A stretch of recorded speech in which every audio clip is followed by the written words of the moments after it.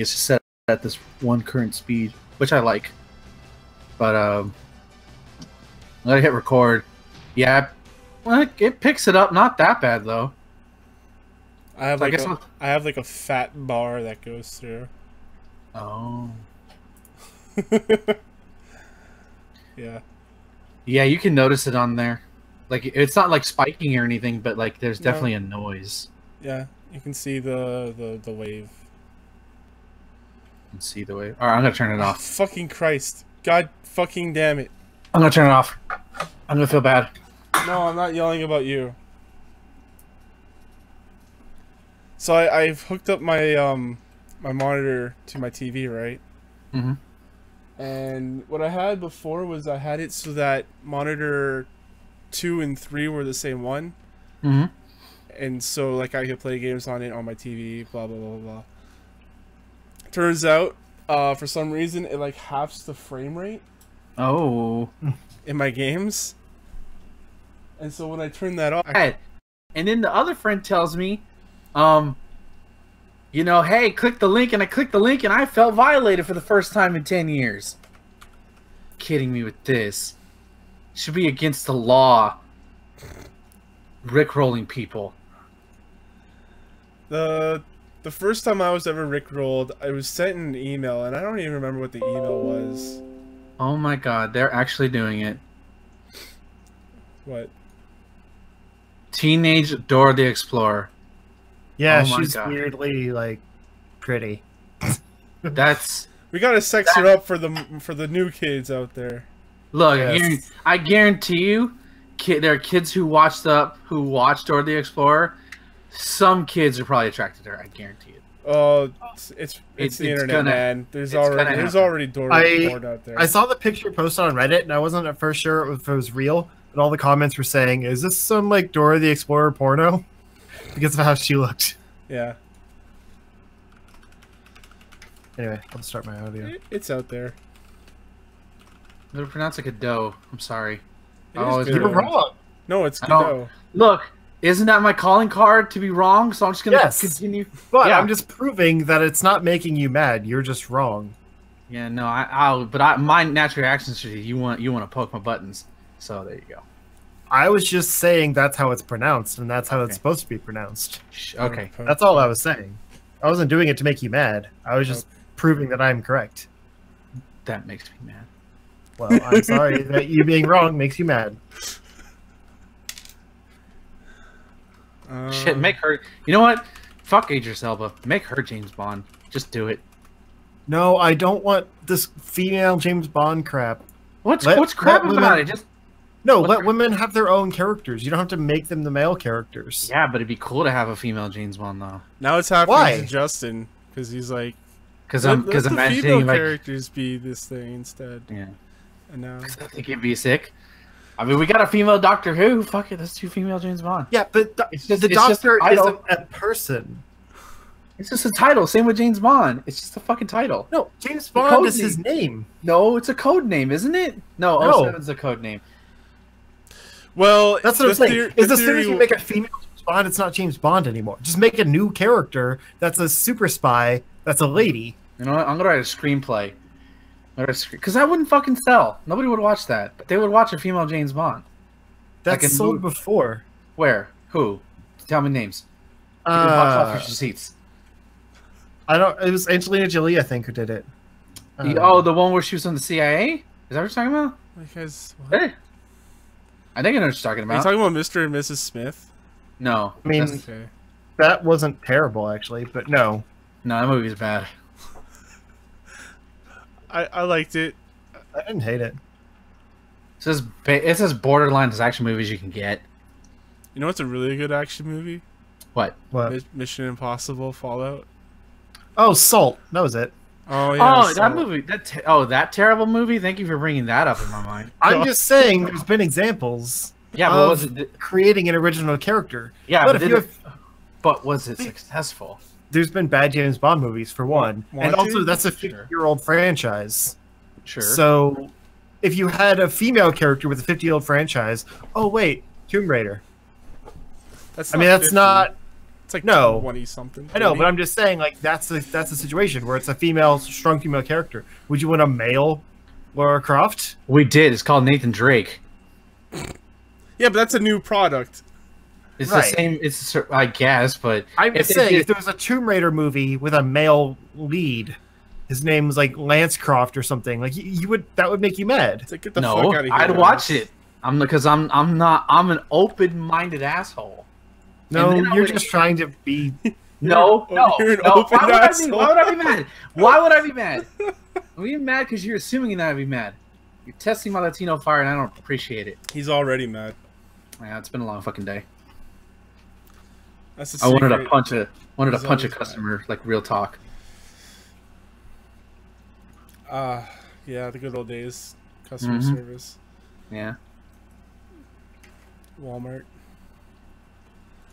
All right. I have not opened up any of this news. So I don't remember any of it.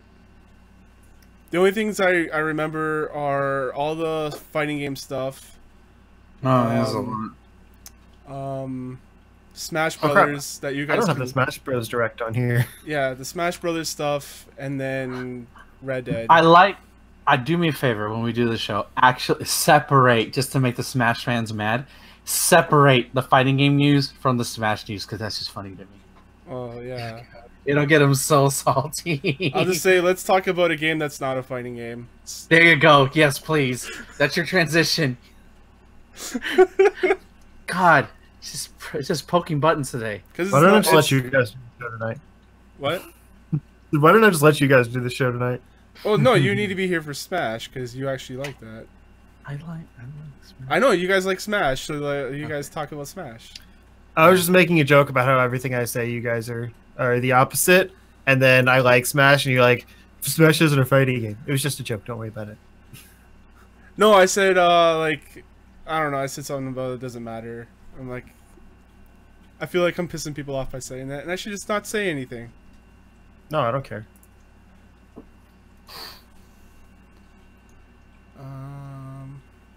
Apparently, when your computer crashes, things go bad. And when things go bad, I was trying to think of a 1-800 number to call, like from like a 90s. You better call Saul. No, I don't think you want to call Saul. I would love to call Saul. That's coming back, season 3. That's like what, this month? Next month? Is it? Yeah.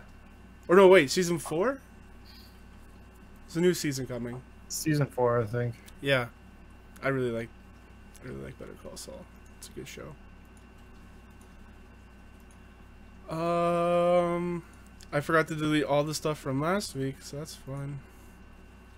I mean, we didn't have a show last week, so a few of those are probably still relevant. Oh, I meant 2 weeks ago. Oh. Yeah. Delete all that.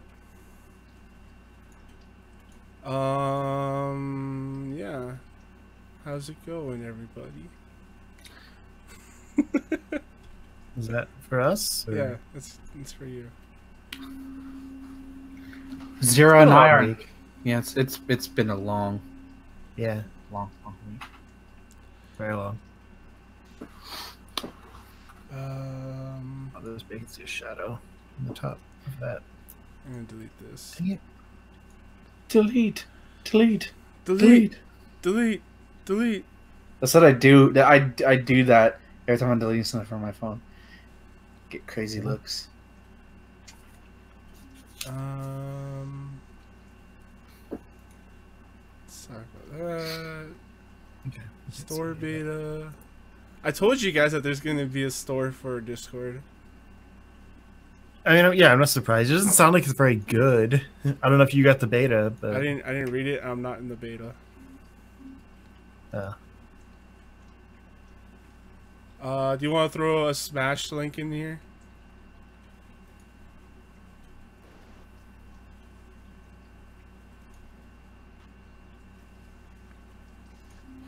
What was that noise? I don't know. That was a Smash link. Maybe it was Gal Gadot. Gal Gadot. Pressing the buttons.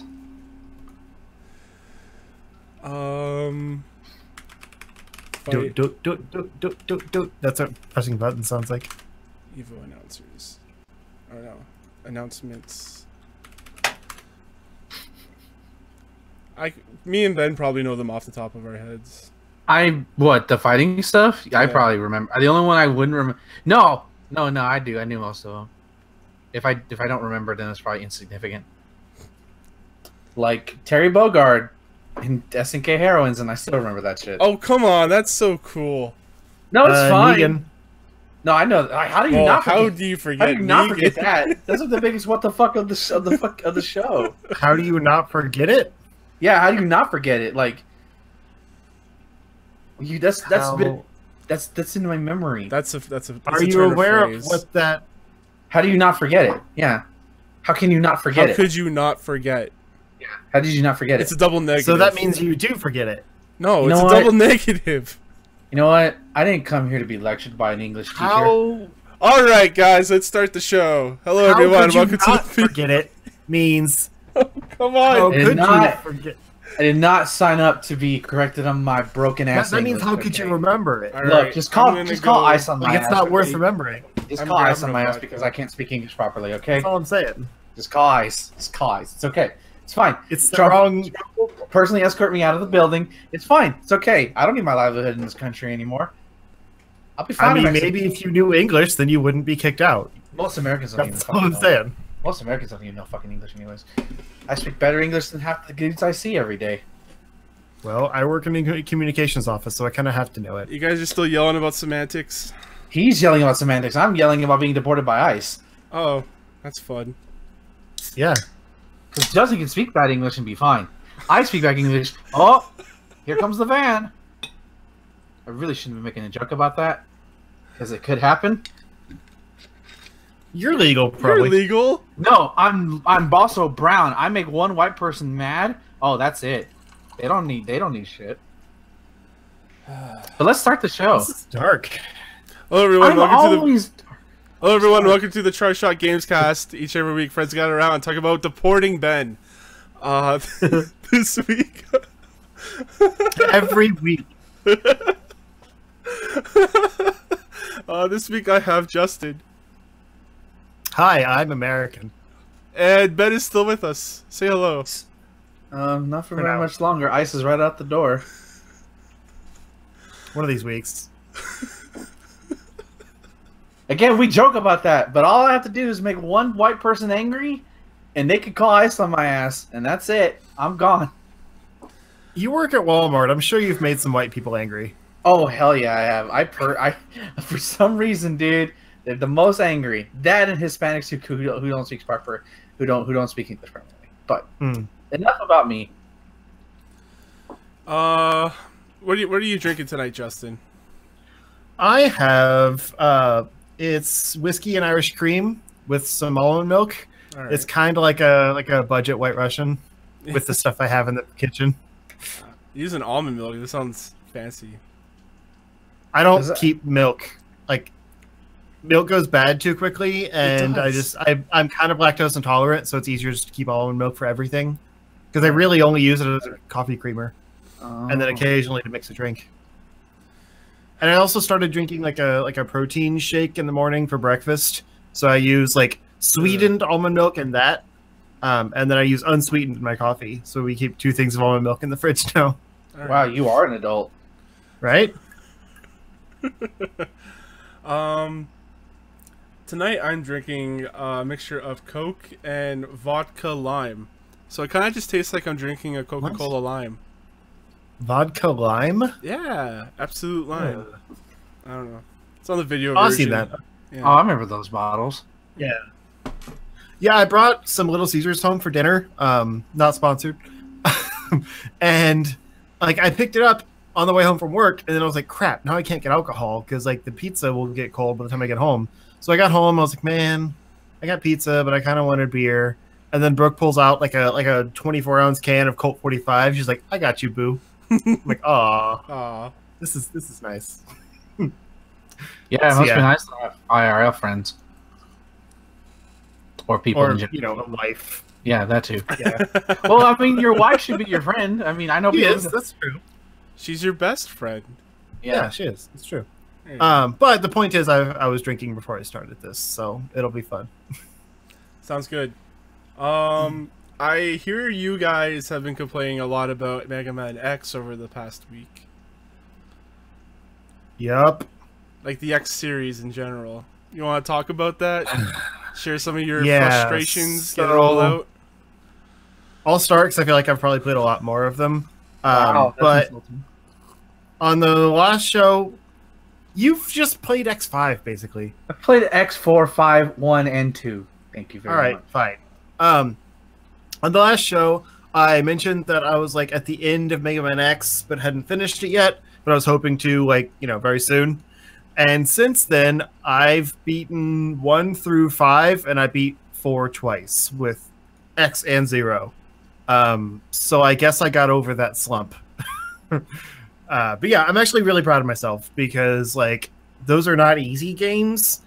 And it actually made me a little bit mad. One of my friends, like, before the games came out, I was like, oh yeah, I'm super excited for these. Like, I really want to actually go through all of them in order for once. And he's like, are you sure you can handle those? They're hard games. Damn! And I was just like, wow. Wow. That's kind of a dick thing to say, for one.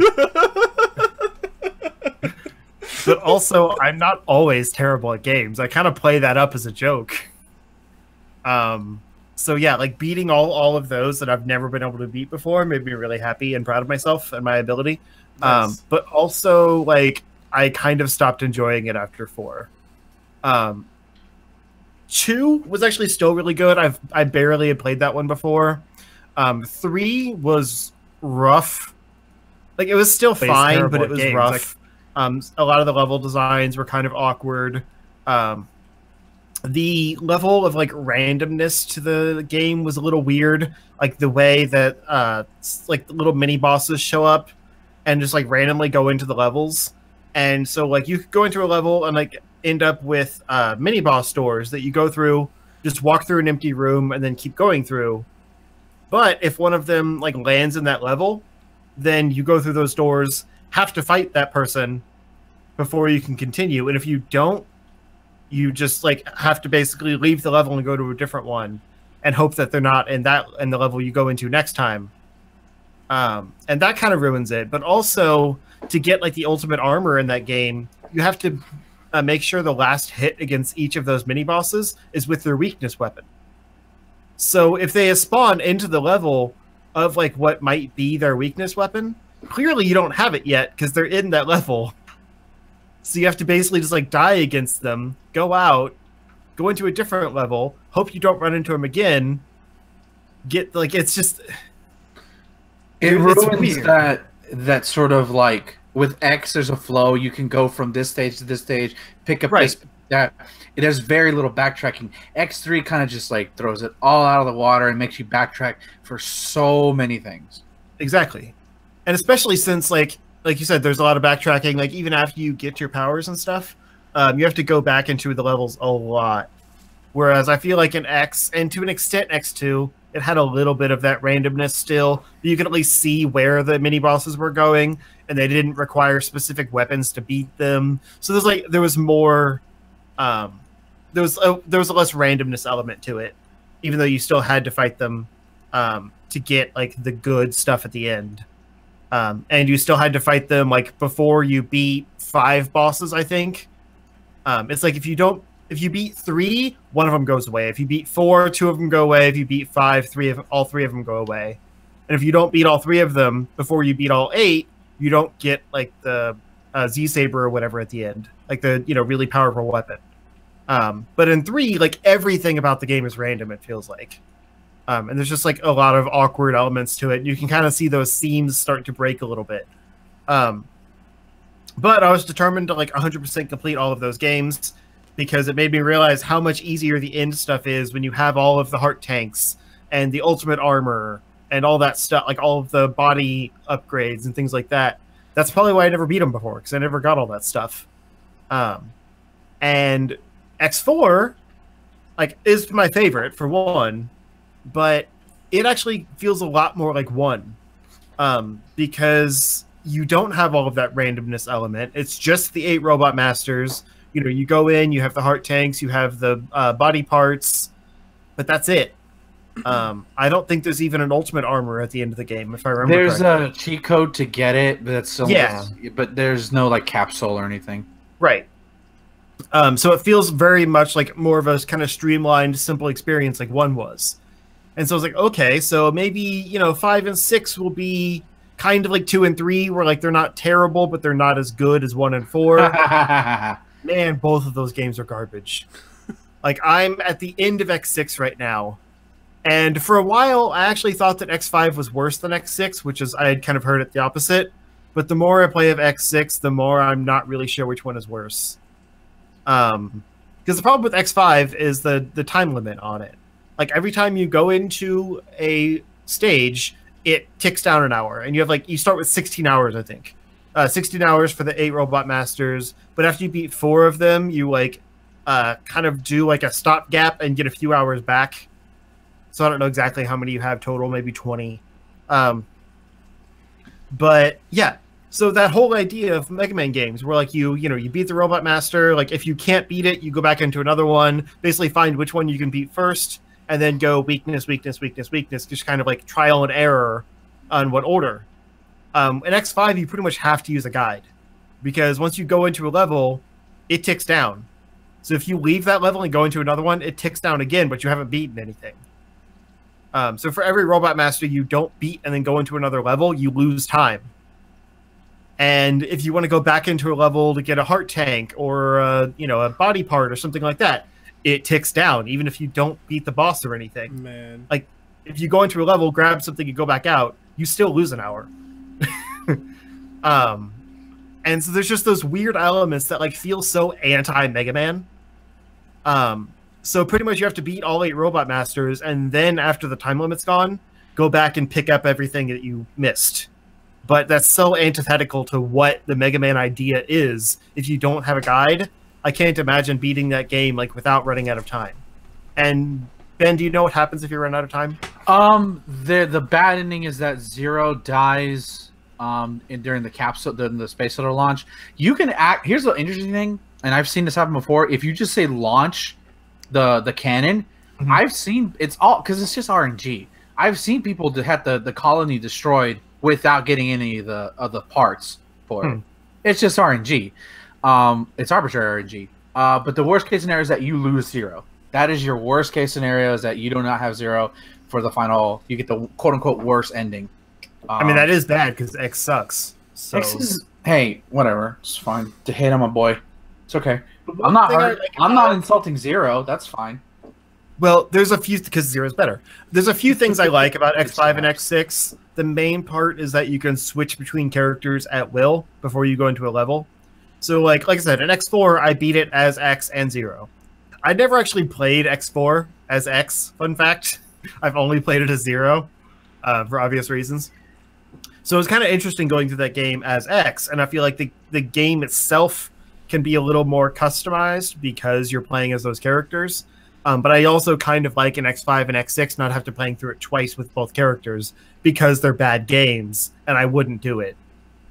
But there's certain levels that I feel like are more catered to X or 0, so the fact that you can kind of like go in, lose, jump back out, switch characters, go back in, and have a much easier time works to their favor.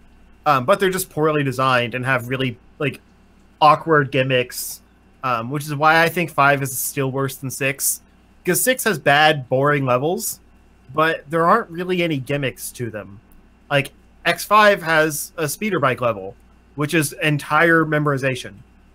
Like, you have to basically go through and get all of these little light orbs to get to the body part element, and that sucks. Because it's very specific, and like the collision detection on it's not good. So like you could jump and try and get one, and you'll miss it. Like, it looks like you landed right on it, but you go past it as if you missed it.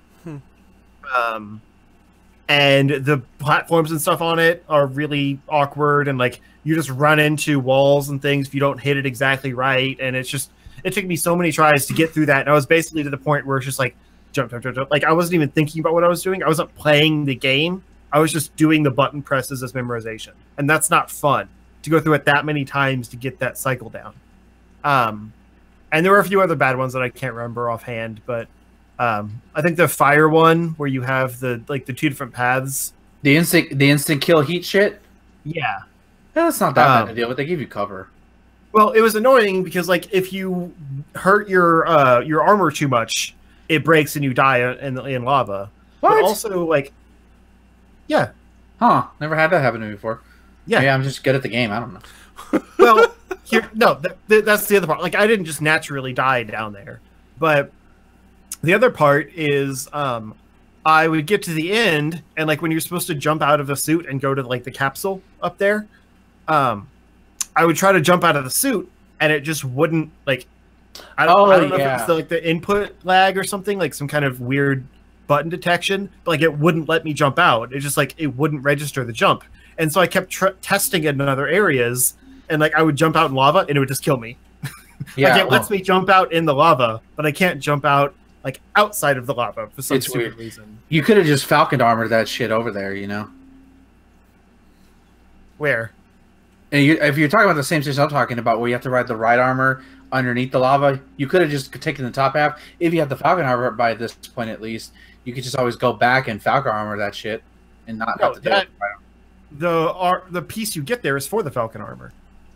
Is it? No. Pretty sure. I am misremembering wrong, but whatever. I don't know. The other thing I don't like about that game is you get your parts aren't just immediately available. They create armors that you can switch between, and that's bad design. Because Dr. Light's an asshole. Right, but you never really feel stronger with each thing you get. You have to get all 4, and then you just get a new suit. Yeah. And even then, the 4th armor is still better. The only thing that makes the Falcon armor great is because it has you're invulnerable completely while dashing in the air, and that's sick. But like you can't. The charge beam is weak. You don't get that multi-hitting thing from the 4th armor. That's why I beat the game with the 4th armor. So, I mean, the X5 is where you have 2 different shots, right? Or is that X4? No, X4 gives you the option to get. Yeah, okay, that's the 4th and armor, multi-hitting one. Yeah, because I was gonna say that plasma shot with X like wrecked that game for me. Yeah, because it does so much damage. Yeah, but yeah, in X6, like they're just boring levels. Like you don't really have all those gimmicks or anything. They're just not well designed. So like while it still sucks, it just feels uninventive rather than frustratingly annoying levels. Except for the Central Museum, that one's stupid. You literally just walk along a hallway, and then it teleports you into a nightmare realm. That's the level, and then it teleports you out, and you walk down another hallway, teleport, kill. Like, there's some bad levels, but it still at least feels like a traditional Mega Man experience, rather than random vehicle missions and like stupid firewalls that you have to like hide behind and things like that. X5 feels a lot slower. Like that game took me like 3 days to beat just because like each level felt like a chore. Yeah, I'm at the end of X6 and it's not fun. Like the end of X5 wasn't fun either. But X6 is just like punishingly annoying.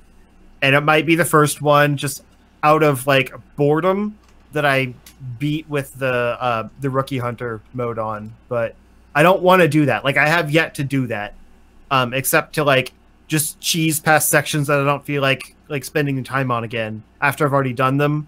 I'm like, ugh, this takes too long, and then just go through it just to get to the next checkpoint again. But yeah, I've beaten all the games without it. And I don't want to turn it on, but also I don't really feel like beating X6 normally because I don't care. But then that kind of goes against my mission to beat them all, so I don't know. I'm kind of putting it off, I think, because I don't want to play X7. just skip it. Just don't touch it. I can't. I made it this far, Ben. I can't. He has to beat them all. Yeah. No, you're not gonna beat X7 because it's gonna piss you off so bad because of what they do in that game. You're not gonna do.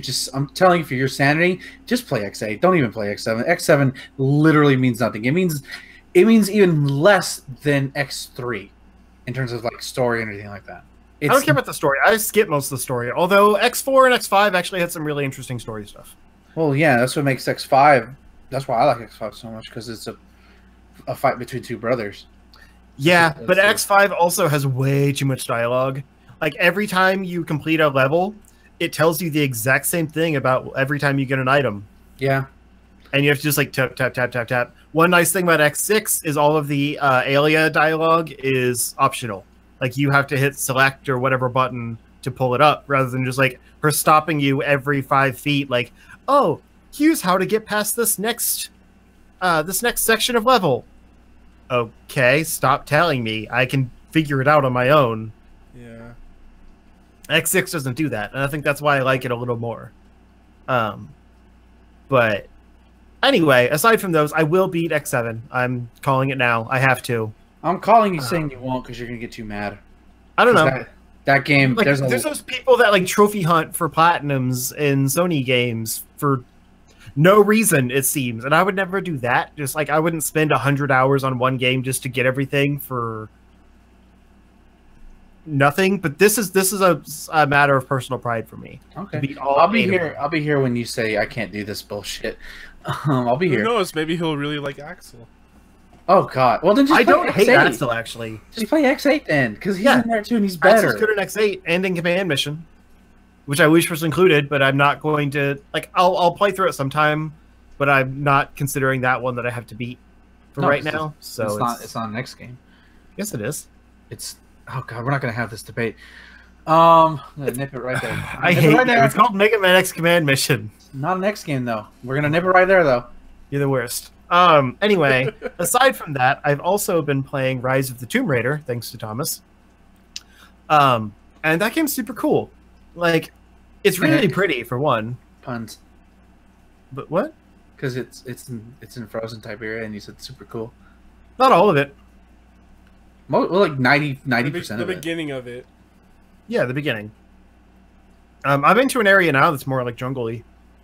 It's like Russian wilds, kind of. But anyway, it's really pretty, and it feels like a natural progression of the last Tomb Raider game. But I like how it doesn't really hold your hand or anything.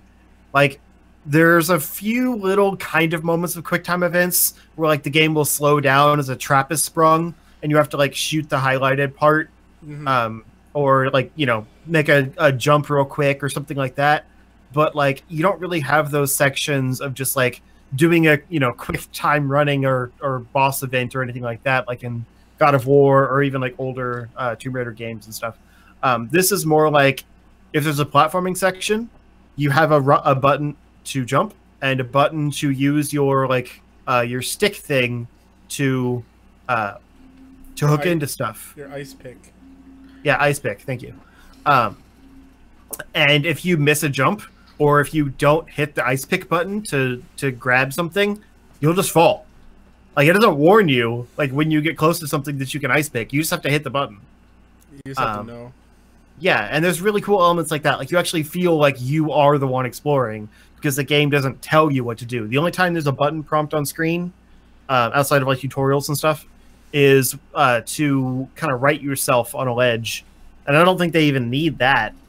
It's just like they give you kind of a little stamina meter to hit X before you fall. But you can see, I mean, like she's holding with one hand kind of like teetering. So you don't need the button prompt, but they put it there anyway. But yeah, I like the element of exploration. There's a lot of like kind of secret little tomb areas that you can deviate off to as you go.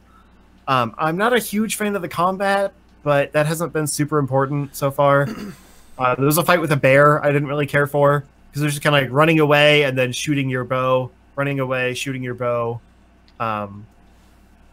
And outside of stealth kills, I haven't really noticed any real ways to like hand-to-hand combat people or anything. Yeah. So that's kind of weird. I find the new Tomb Raider games to be better as stealth games. Yeah. I mean, that's what they are inherently. Oh, right, but like if you're toe-to-toe with someone, you shouldn't just have to run away as they shoot at you. Like there should be a way to take them out close up. I think there should be a way, because I think the one before that you could just smash them with your ice pick, right? I couldn't figure out how. Okay, there's got to be a button possible. or something that you need to press. What do you think about the language stuff that they put in there?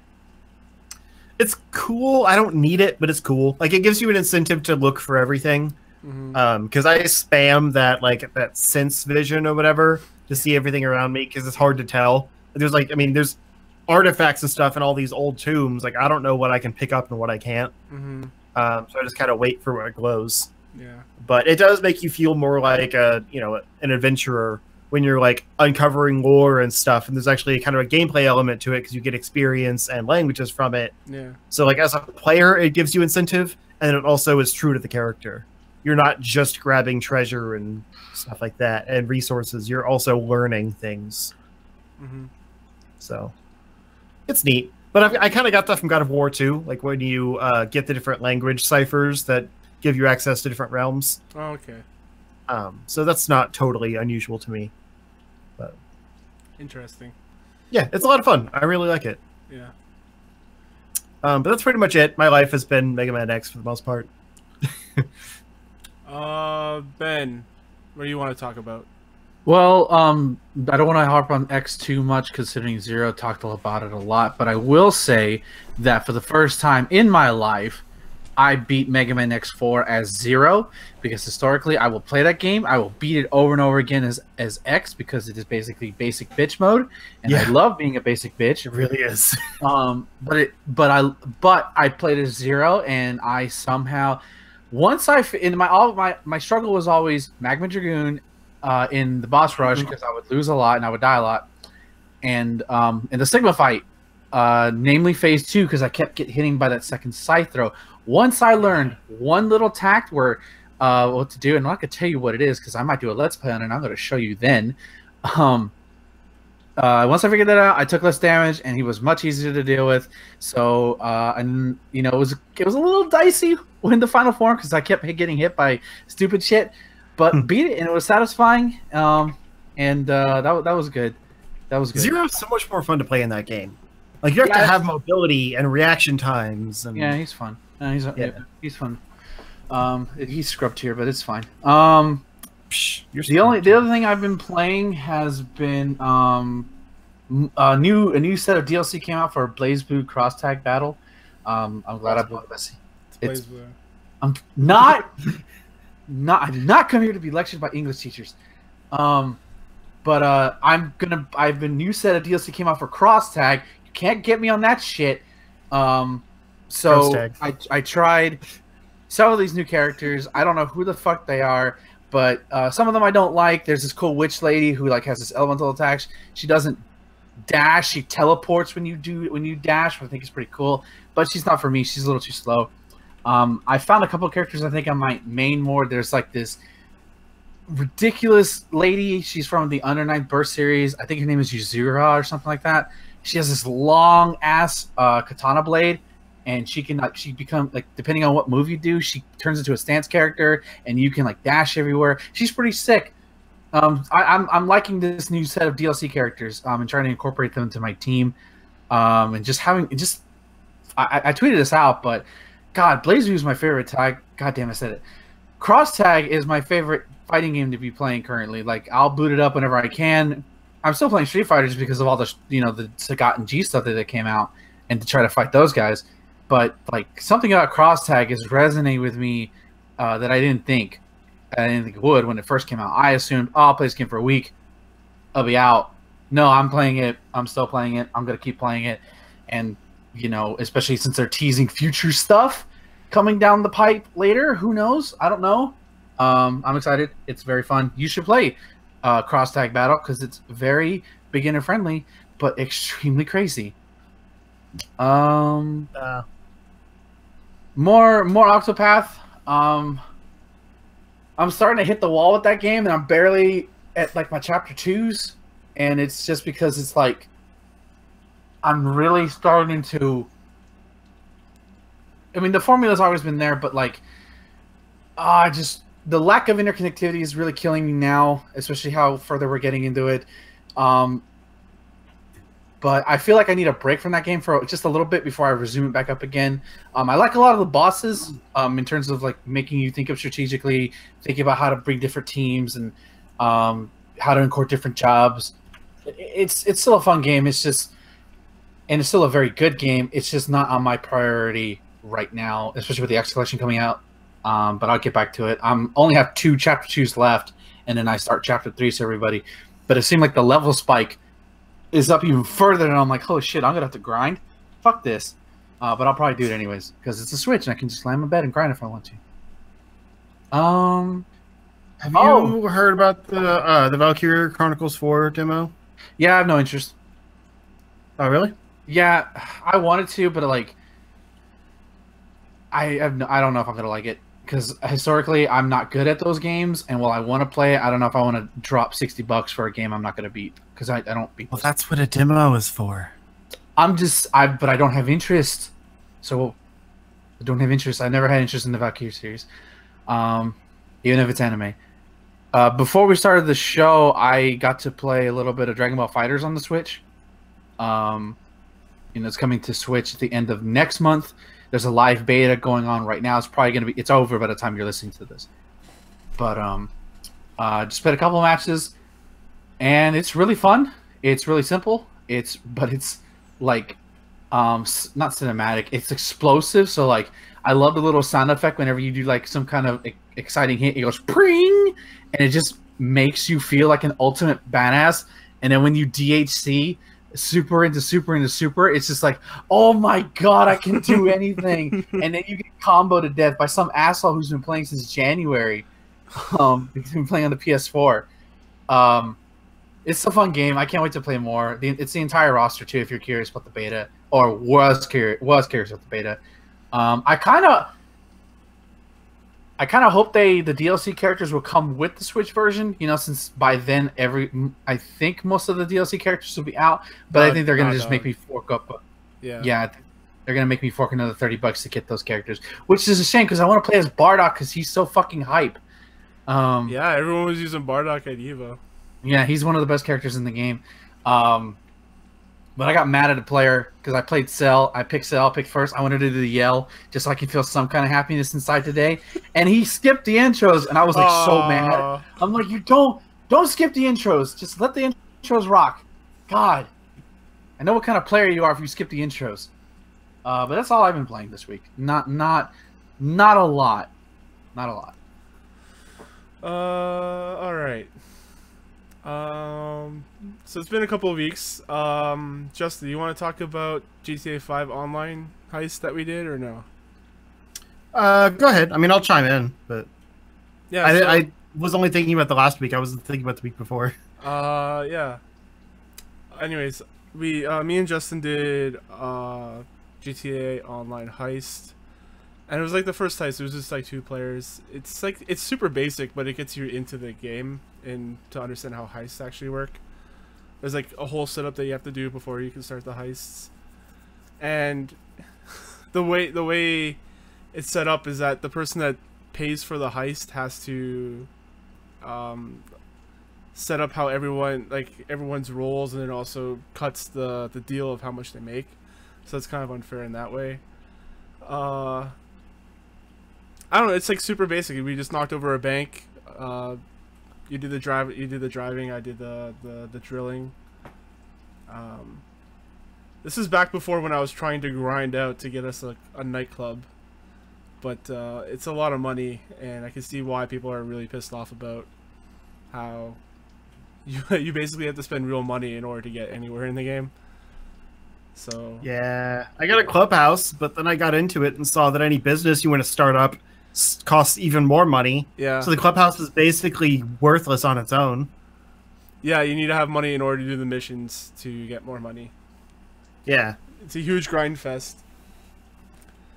So we might not be doing more, I don't know, like, I'm busy playing Destiny 2 and grinding in that game now because of all the Solstice stuff that has come out. There's a bunch of Solstice gear that you have to grind to level up to get to level 400. So I've been doing that for the past week. I got my Titan 2 purple legendary status. And some of the stuff that you have to do in order to masterwork it is like complete prestige raids and prestige nightfalls. So I joined, I don't know if you ever heard of him, but Quake. He's like a prominent like Microsoft streamer. He works for Microsoft and he streams on their service and everything. So I joined his Discord. I might just dismantle our clan and join his because no one plays on ours. Yeah, that's fair. Yeah, exactly. Let's see. Before I talk, actually, you know what? Me and my friend and my dad, we were doing the Whisper of the Worm challenge over the weekend. And that's only open from like Friday to Monday. And it's just like this whole there's like this whole platforming section that takes like 10 minutes or so for you to like get to the location to do all the boss fights. And it's like a secret location too. Like you have to do certain things to unlock the portal in order to go through it. So they're like so this is kind of like when they were bringing back like secrets and stuff in the game, and people were figuring out what to do. But now it seems like everyone in the game has that sniper rifle except for me and my friend and my dad. So we were trying to do it, and the platforming section is super confusing if you don't know what you're doing, and you're not going to know what you're doing if you go in blind. So we were watching videos beforehand, and my friend, he's like way behind us, me and my dad, because we're watching videos on our YouTube on our phone. So I'm gonna have to coach him and tell him how to get to where we're going. So hopefully I'll run that this weekend and grab the Whisper of the Worm. It's a crazy sniper rifle. Like you don't have to reload it with every single, like if you keep doing precision shots, so you can just keep doing precision shots over and over and over without ever having to reload. It's pretty awesome. It's also takes a hell of a punch. Like it's destroying bosses left and right in Destiny right now. Sick. Nice. Yeah, so I kind of want to get that. Also, I played a little bit of Quake 3 Arena. Apparently, there's still servers up. People still playing that game. That game is super good. It just like I've been thinking about it quite a lot lately. And I'm just thinking, like, there's no games aren't as good as they were back in the day. And I don't know if that's just me being old-minded, but it just doesn't feel like they're not catered. They're not like built for gameplay anymore. There's like they're going into story and stuff, which is really cool, and it's expanding the medium, but it's not as fun to play sometimes. I would say the more games just aren't the same as they used to be. They're good in different ways. Yeah, like they have, like I said, like the story stuff is expanding, but like gameplay is not. It's not as much of a focus. I mean, there are still good games with really good gameplay, like Mario Odyssey, or like Overcooked. Breath of the Wild. I think is a good example of one that like tells the story through its gameplay. I'd argue that's nowhere near the best Zelda game, but like it's kind of a modern example of a very classic game that doesn't focus all on story or anything, and you just kind of explore and figure things out on your own. Yeah. But for the most part, it's more about making something that's cinematic and revolutionary. But Doom 2016 is kind of another one of those. Like that's very much a gameplay game. Yeah. They still exist. They're just not like, everything. Like last year was probably one of the best years for gaming in a very long time. Agreed. And like my game of the years went all over the place. Like Nier Automata to like, God damn it! What's the fucking Christ? You guys never played it, but it's like a small indie game that's about like going back home after dropping out of school and stuff. Like it's Night in the Woods. Night in the Woods. Yeah, it was one of my. That was like my second or third favorite game. Edith Finch. Edith Finch was up there too, and like they're not gameplay games; they're story games. But there's nothing as viscerally like just bringing out like the fun. Like I just felt like I had way more fun just playing Quake 3 Arena for like an hour straight than I've played for the games that I really loved from the last couple of years. Yeah. But like that's I mean, I was probably just that because that's an amazing game, right? Oh yeah. Yeah. Those servers are like multiplayer servers, right? Yep. Yeah. You have to send me that. We might need to do some Quake 3 Arena this weekend. If you have it on Steam, just load it, or you just have the game just loaded up and you should. Oh, I thought it was like because they had an online like browser server for a while. I think that was called. They had Quake Live, which was free to play, and then they made it paid. And apparently, there's no one playing that, so I think they all went to Quake 3 Arena. But yeah, Quake 3 Arena is still really good. Oh, it costs money. Yeah. I've bought this game so many times. I hesitate to buy it again. Yeah. Because I had it on PC a while back, and then I also got it on Dreamcast when I had a Dreamcast for a while. Oh wow. Yeah. The Dreamcast version was actually pretty cool, but like it was basically a straight PC port. So like you were just mapping the PC controls to a Dreamcast controller. It was kind of janky, but it was. I mean, it was the full game. Like that's why it was kind of cool because like you were on a Dreamcast but playing with PC people, and it was the game. No concessions made, but yeah, I don't know. Oh, but I want hot dogs. Wow. I want popcorn. That took me a second. The other thing that I've been playing I'll just say two more things. One is Doom 2. I've been enjoying the first hour or so of Doom 2. I haven't played anything past that, but it feels like the levels are a lot better than the lesser half or the second half of like Doom original. Yay! It just feels like I didn't expect anyone to make it to the second half of Doom. It just feels like the levels themselves are just designed a lot better. They're like more open spaced, and it's not as puzzly. It's not as confusing where things are. Yeah, I don't know how anybody found their way through fucking Doom 1. That shit looks like impossible to get through when I look at it. You can't even look at it for 30 minutes. No, back then I can't because the frame rate's so shallow. So high? Like, yeah. Well, no, was it 60 FPS? Dude, it went to it's like hundreds. Okay. I don't know. I've never seen it. I've never played Doom 1. Doom goes fast, man. You can't slow down Doom. Okay. I mean, actual animation frames per second is like 15. Oh, that's what I mean. Yeah, like yeah. So I may be able to handle Doom 1, but I would get lost. I'm like, where am I supposed to go? Because that game looks confusing without a guide. Yeah, but I hear it gets a lot more puzzly and stuff later on down the road. I think that's kind of just the story of these games, is that they get really puzzly and weird the more you go into it, and people just really like the first like chunk of levels that they've played of the Doom games. Because I can't picture puzzles in a Doom game. It's just like trying to figure out where to go and like unlocking doors with key cards and like jumping puzzles. So you have to like go from one ledge, jump onto another ledge, and there's no jump button, so you just run off ledges. It's crazy. Yeah, it's silly. Some of the buildings and stuff, they're trying to like make it Doom Hell on Earth. That's what Doom 2 is. And some of the buildings are just straight up blocks with like stairs in them. It's like, there you go, that's a house. I remember like the movie theater in that. Are you thinking of that, or are you thinking of Duke Nukem? Aren't they the same game? It's Doom 2. There's just like there's one set piece you kind of go into, because I've barely played any of those games, but there's one little set piece you go into, and I think it's like a very basic movie theater setup. Maybe. I just know that the Duke Nukem 3D was like that had the movie theater that you can blow up and like go through and everything. Oh, dang it. All I'm finding is an Indian movie called Doom 2, but it's DHOOM. DHOOM:2. Interesting. That's not about fighting hell demons, right?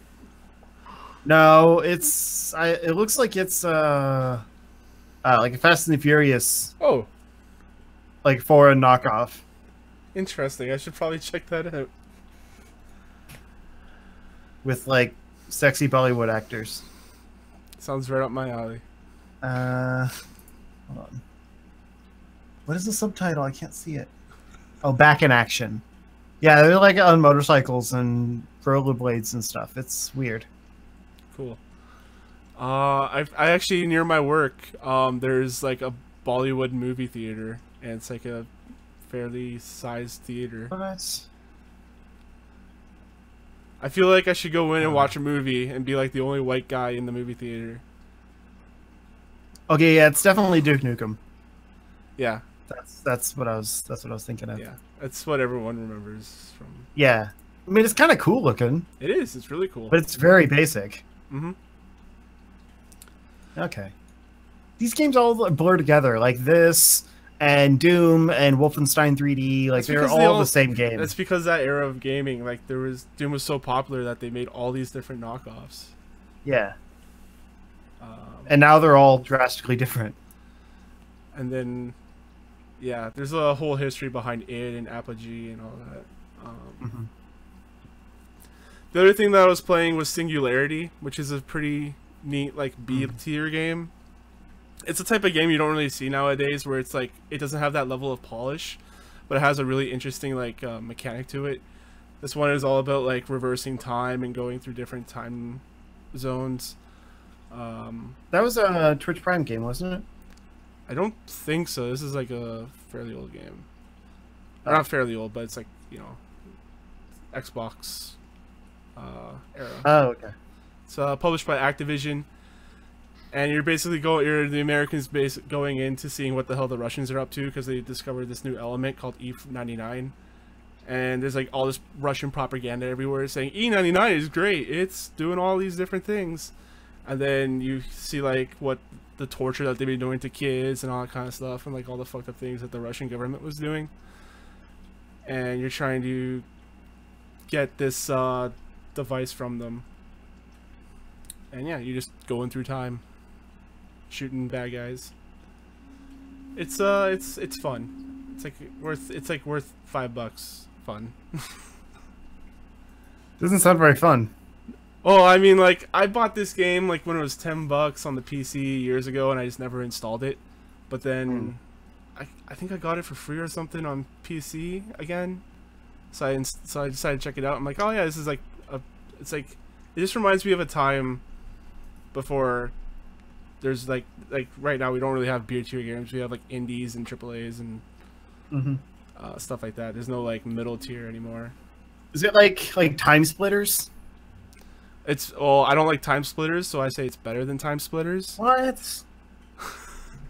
Time Splitters is great. It plays like, well, no, that's also B tier, but like the multiplayer was great as a kid. Sure. It played like GoldenEye, didn't it? Kinda. It was like, it was a mix between GoldenEye and Halo. I can't play GoldenEye first-person shooters anymore. The controls are just. It was a sign of its time. Yeah, exactly. This actually has like proper controls. It doesn't have subtitles, which makes me sad because I always play with subtitles on. You guys play with subtitles on your games? Turn that of course. On? Yeah. Usually. Because I don't put the volume on most of the time, so I have subtitles to know what's going on. Right. I just can't hear well, so I just go, what? Well, yeah, that too. But like I'll be watching something while playing something, so it's like it's kind of nice to be able to read it just as I'm playing and not have to worry about the audio. Yeah, I'm gonna keep playing more Singularity. It's kind of like my palate cleanser after Destiny, like doing a hard grind on Destiny, getting deep in there, and then I need to pull out a little bit, and I spend some time with Singularity. So that'll be the end of the Gamescast, Justin. I wasn't gonna touch that one. It was in my head. Justin. Oh really? Oh yeah. Where can the people find you? Sorry, I was just thinking of some way to put the Spider-Man like Spider Jizz in there somewhere, but I couldn't come up with it. I am at Zero Score all over the internet, or really just Twitter and YouTube. Look me up there. Check out the underrated N64 games list that I put up over the last few weeks. They're pretty great. And Ben. That's all. Twitter.com/Thanos is right, where you can find posts but nothing about arguing why Thanos is right. Buy Infinity War on Blu-ray. # not an ad. You realize saying Thanos is right is saying like the Nazis were right. You know that, right? I mean, look, that's a little too far. Okay, Thanos just wants peace, death. He just wants all of us gone. He doesn't want to rule anything. The account Thanos was right was created in August of 2009 and has not tweeted. Oh, go visit that guy. Go mention. Go tag him. Maybe it'll cause him to awaken. And then he'll snap.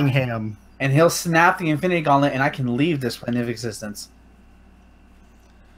That's pretty great. I didn't expect that to show up with anything. Well, if not, you're telling me nobody would have had a Twitter. Even if that didn't exist, somebody would have created a Twitter account. I didn't expect it to be someone from 2009 that's never tweeted. So funny. You could check me out on Twitter. CSG Thomas on Twitter. You can check us out here at tryshot.com. Updated the website to make it look prettier. I like the look of it now.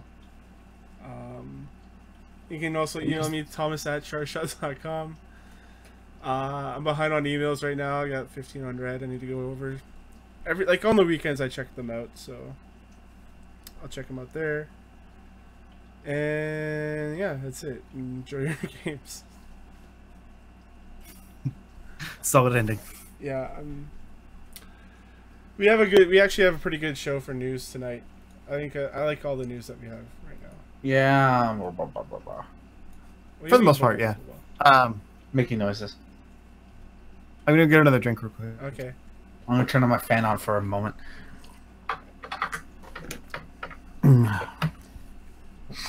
For the most part of it, it's basically just like announcements for games. Yeah. I'm really excited about. Evo is last week, and I'm having Evo depression.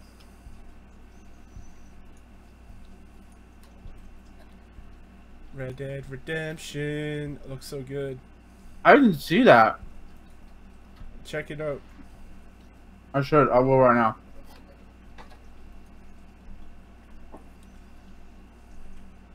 We need to get those people warm and fed. And gameplay in new ways. Okay. As you live, ride, I saw that and Doom fight to 2 is survive. not Doom 2. Doom Eternals. It's coming to the Switch as well. Yeah. I don't think I have the. Okay, here it is.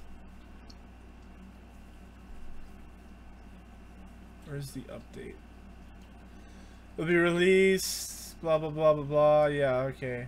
Last one is a mild surprise. Hey, I don't care if it's delayed. I'll wait. They did a great job at porting Doom 1. Yeah, it works. Okay. Alright, Red Dead, show me something special. It's a go.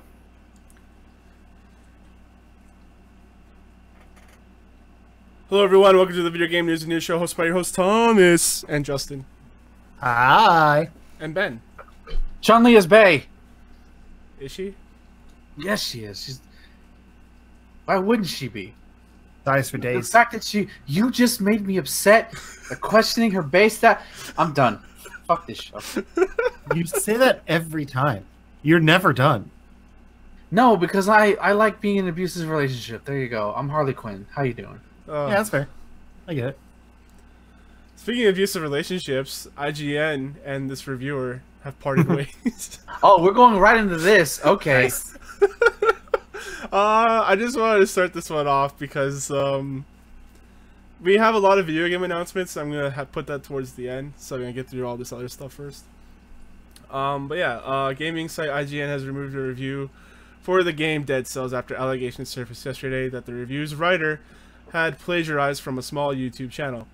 As a group of writers and creators who value our own work and that of others in the field, the editorial staff of IGN takes plagiarism very seriously.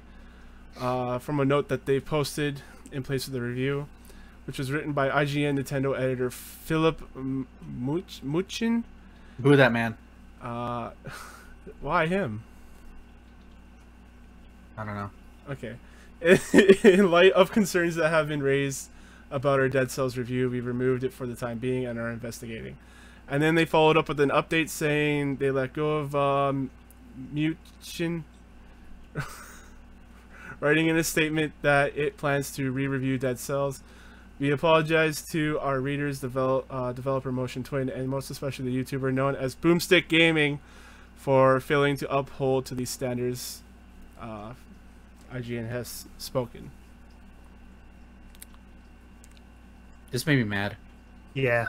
Like, as a person who who writes for 2 different blogs, Yeah. you know, if, like, granted, my writing's shitty to the point I doubt IGN's gonna lift my stuff, but, like, as a writer, the number one thing you don't do, or one of the things you can commit, is plagiarism. Like, that's like no, fuck you. You're done. You should never, or maybe I'm being too strong saying you should never get hired. You shouldn't be hired for an extremely long amount of time because that is a huge trust wall you're breaking right there. And I'm glad IGN handled it swiftly. I don't like IGN, but I'm glad I'm not blaming them because like shit, they get hundreds of reviews. There's no way you could have known that this was copyright, that this was allegedly plagiarized, unless you watched the video. You know, it's kind of hard to see. It's kind of hard. But yeah. And no offense to the guy, but he is a, you know, quote unquote nobody. So I'm sure Philip thought he could get away with it. Yeah, just which makes which is even worse. Yeah, which makes Philip a scumbag all the more. Yeah, because he uses the platform of IGN to take the awards that weren't his allegedly, to, you know, make him seem smarter, a better writer. When Boomstick Gaming, shout out to you, dude. Yeah, for sure. Yeah. It just like like you said, like plagiarism is the #1 cardinal sin a writer can make because you're just stealing other people's words to bolster yourself. They would have to go through his like other stuff now and like see if it was plagiarized or not. Oh, I feel like everything's suspect. That there were signs of this before. Was there? Like now that they're going back to his like pre-IGN days, okay, that this might not be the only review that he's plagiarized. Yeah, if you've seen his apology video, that's the furthest thing you can get from him. He doesn't even apologize to Boomstick Gaming. He basically apologizing for, "I'm sorry, I got caught doing this." Yeah. Oh, I'm sure. Yeah. He seems bad. Like I don't know who he is. I don't honestly pay that much attention to IGN, even though it's my source for news. Like I don't follow their podcast or anything like that, but I know he was like the new lead, like the host of the Nintendo video podcast. And like everyone's been saying that like he doesn't really engage or anything. He just like kind of presents things for the co-hosts to talk about and then moves on. So it sounds like he's not terribly creative on his own. Like he just is a face, I guess. I don't even know if that's true. Like I never heard of this guy until now. It's not like maybe he'd be okay in like a behind the scenes, like editing other people's work capacity. Like maybe he's, you know, very book smart and stuff, but I don't think he has the creative slack to probably have lasted very long here anyway. Yeah. But journalist integrity is important, so I'm just glad he got caught. Yeah, and he, you know, again, you hire this guy, you know what you get. Just saying. Yeah. Oh, hire me. Hire me. Yeah, hire Ben. I've sent my resume, IGN. I've sent you samples. Yeah, like it pisses me off when you think about people who get away with plagiarism and like they're working for, like, he was a staffer at IGN. He wasn't just he wasn't a freelancer like I am. Yeah. Yeah. It just, like I said, he was the host of the Nintendo podcast. Like that's huge. Yeah, I used to listen to that podcast. Yeah, me too. Yeah. Me not 3. It's just crazy when you get that far without anyone noticing how terrible you are at your job. Why am I still here then? Oh, we haven't noticed. Yay! I am truly invisible. Cool it, Drex. Yeah. But no, I put on Twitter that like I'll host your podcasts. I'll be the Nintendo guy. But I hope they get someone good because there's been a lot of turnaround lately at IGN, and I kind of wonder what the future is. And if now they're getting rid of people on their own, like they're not leaving, they're actually firing people, then they're going to be hard up for help soon. Yeah, put me in your contract that I have to go with you because we're a 2-man act. Okay. So who wouldn't love to watch us bicker? Like we get our own show, we just bicker at each other for like half an hour. It'd be great, like we're already doing. They would just change beyond to bicker with an exclamation point. Exactly. That'd be awesome. Yeah, you guys go ahead and apply. I'll give you a recommendation. I can't move to California. I'll move. I have no thing for this. Harmonix and NC Soft enter a strategic partnership for multi-platform publishing deal. Harmonix is still around, guys. Isn't that the people who did like the Rock Band stuff? Yeah. Yeah. They also did that one thing a few years last year, the Drop with mix. the cards. Yeah, drop mix, and that actually apparently did pretty well. I hear that's pretty cool. Like people were buying those when Toys R Us was going out. Yeah, So they're getting them on sale, and then like people were really enjoying playing that game. like it's expensive, but it's cool for what it is. Like the people that care about that stuff would easily spend the money on it. So they never went anywhere. They just stopped being the powerhouse they were. It looks like they're looking to develop and release a new software-based game. Great. That's what games are. Well, I guess they mean like not something like drop mix, but like Oh, an okay. actual software. Got it. No accessories required. Yeah. Do a sequel to that Jack Black game. Oh yeah, yeah. That was Double Fine that did that. Yeah, but like picture another, like I don't mean a sequel necessarily, but like a spiritual successor, like a musical adventure game. Sure. You know? Who would you put in it now? Jack Black. I mean, they're talking about making another movie. All right. Like I am Tenacious, bad with things. like a Tenacious D movie. Another Tenacious D movie. What? Yeah, I get. It sounds like it's actually pretty far along, and they're probably just gonna like drop it one day. Man. But that's what I've been hearing. Cool. I need to look into that. So, you know, maybe they could just do a Tenacious D game That'd that be Harmonix and NCSoft work on together. That would be awesome. I would be up for that. What does it say? There's just like a lot of technical details here with numbers and investment numbers. But yeah, that's pretty much it. Like Harmonix is still around. It's crazy that they're still around and kicking. They're just like able to keep their team together and everything. Yeah. Yeah. It's weird though, because NCSoft is mostly for online games. Yeah, I think they did. So what did they do? Unless maybe they're planning some kind of like music, like rock band MMO type thing. I don't know. Don't they do like Guild Wars or something? Yeah, Guild Wars, Blade and Soul, and Lineage are kind of the main names. Man, that's a name I haven't heard in a long time. Right? Speaking of properties that have been around for a long time, Blizzard says multiple Diablo projects are in the works. Yeah. And Diablo 3 is probably one of them. Diablo 3 on Switch. Yes, Diablo 3 on Switch. Oh, yeah. You have no care for Diablo 3 on Switch? I just never cared for Diablo. It just never seemed like my kind of game that I would enjoy. Oh. The loot grind in that is so good. I still boot it up every now and then. I created a new character for the last season and then played it for like a few days and then stopped. And like the problem with the season characters is after the season's over, they just like drop out. And once the new season starts, you have to create another character. So I never play it long enough to actually like get far into the season. Mm-hmm. I'd rather just play a fighting game. Well, yeah, that's true of most things for you. In a short video, Blizzard community manager Brandy Camel promised Diablo fans that the company isn't ignoring their popular action-adventure franchise. We have multiple Diablo projects in the works. Some of them are going to take longer than others. We may have some things to show you later this year. How much do you bet one of them is a card game? I think that's an easy bet. Probably. Yeah. Now that you mention it.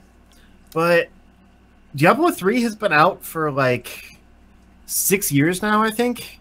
Jeez. Yeah, they must have been. 6 years. Which is great, because like it was a huge deal when Diablo 3 was finally announced, because it had been like 12 years, I think, since Diablo 2. Mm-hmm. And so like, you know, you'd think there wouldn't be that much of a turnaround or that much of a wait again, but yeah, 6 years, like that's a long time, and they've been regularly supporting it too. There's only been one actual expansion, but they just had the Necromancer class added last year. Oh yeah, that's right. Which I need to get sometime, but I just haven't yet. Because I love the Necromancer. Like in Diablo 2, he was my favorite. Yeah, he was awesome. But yeah, so like it's about time for Diablo 4, honestly. But if they're just now porting Diablo 3 to Switch, how quick are they going to turn around Diablo 4? Well, porting games is super easy, right? You just control save as, switch. Yeah. You just switch it over to the new system. And then, yeah. It's like you just take the cartridge out and put it into the other system, and then it works. Right. They've probably been in development for new Diablo for a long time, so Probably. it wouldn't surprise me if there was an announcement for a Diablo 4 or maybe like maybe an expansion, because they usually bring out like actual expansions, like 1 or 2. What? Actually, didn't they bring out an expansion before? Like didn't they bring out 1 or 2 already? Yeah, they had one big expansion that was Reaper of Souls. Okay. And that brought in the Paladin class, or Crusader, I guess is the class. Yeah. And a new act and a bunch of new content. Basically, that like transformed the game into something better. Yeah. Because when Diablo 3 launched, it was pretty rough. Yeah, I just played the launch version of Diablo 3, and I was like, got my fill of it.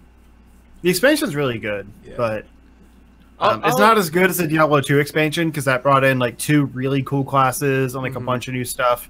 This felt more like kind of a mid gap, and I thought they were going to put out another expansion after that. But the only other thing they've done is the Necromancer. I mean, they've put out like the seasonal content and stuff, but that's kind of just like a few new enemy types and like some randomized dungeons and things like that. Like that's not hard. Yeah. So I don't know. I could see them making like a more of a do you remember StarCraft Ghost when that was a thing in development? No, yeah, I was super looking forward to that. Same. That's why I still think about it to this day. I'm like, what if that had come out? But I could see them doing something more like that. Like I guess like a Skyrim type game in the Diablo universe. More like not really an online game or like a loot based thing, but more just a traditional Open world? Yeah, like a traditional open world adventure game. Because I was deep into Diablo stuff. Like I read all the books and everything that came out for it. Like there's so much cool lore, and like they tell some really interesting stories like around one character, like one named character. That I don't feel like they really get into when you just like pick your class, jump into the game, and it's just a loot grind through acts. Yeah. Like I feel like they could do a bigger adventure style thing, but like they said, that would take a while to make. I would be super interested in that. Yeah. That would not be Diablo 4. Yeah. But it would be like a Diablo : something. Diablo Eternal. Sure. You just want to transition? I wasn't planning on it, but I just like I don't know, I guess I am now.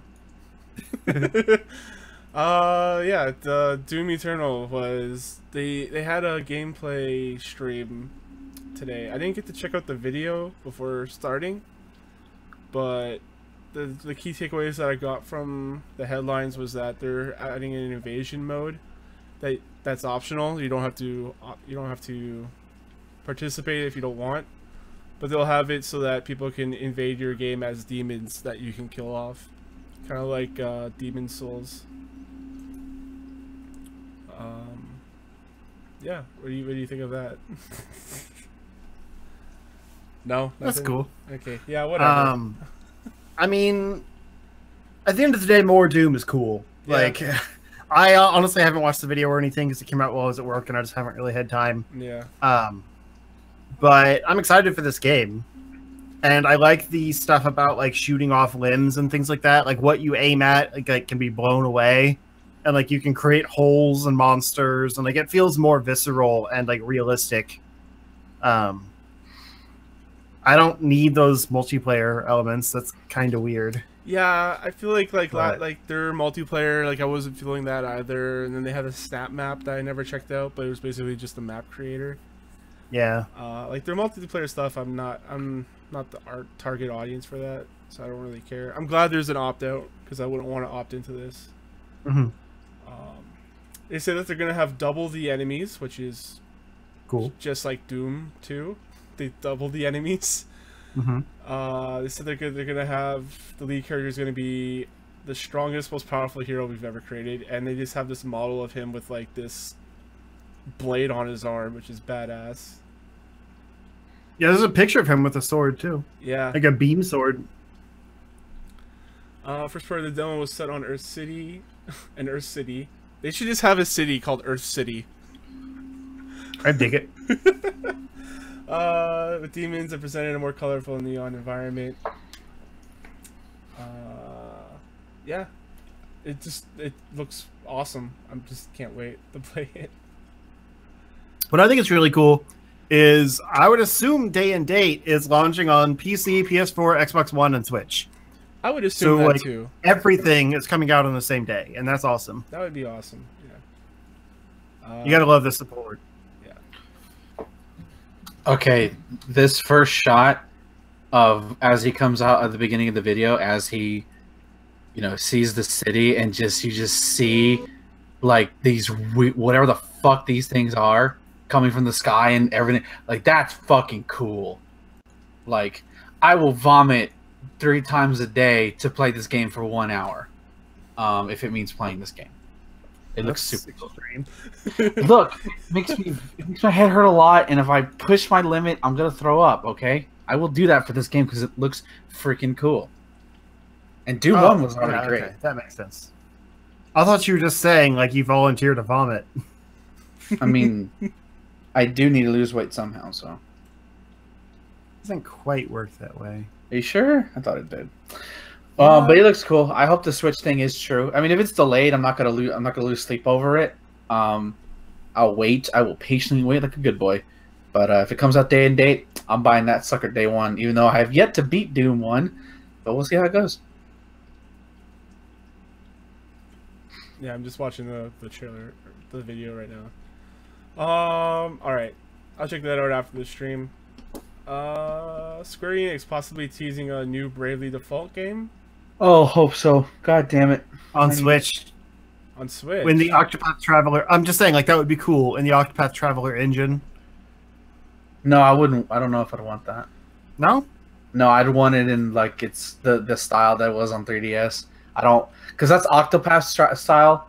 And I wouldn't mind a Final Fantasy game being made in that style. But if they're gonna do Bravely Default, I want them to keep that sort of aesthetic that was very prevalent in the 3DS games. Just I mean, I like the painterly art style. I just don't really like the character models because they feel at odds with the art style there. You know, to me they're part of it. So like I would not want them to do that in that engine. Fair. But also, like, that art style from Bravely Default was kind of taken from the DS remakes of Final Fantasy 3 and 4. True. So already they stole that art style and applied it to a new game. So it's kind of just like they take whatever art style works for the system they're working on and then build a game in it. I guess, but but this is such a different style, though. Like, it's so different.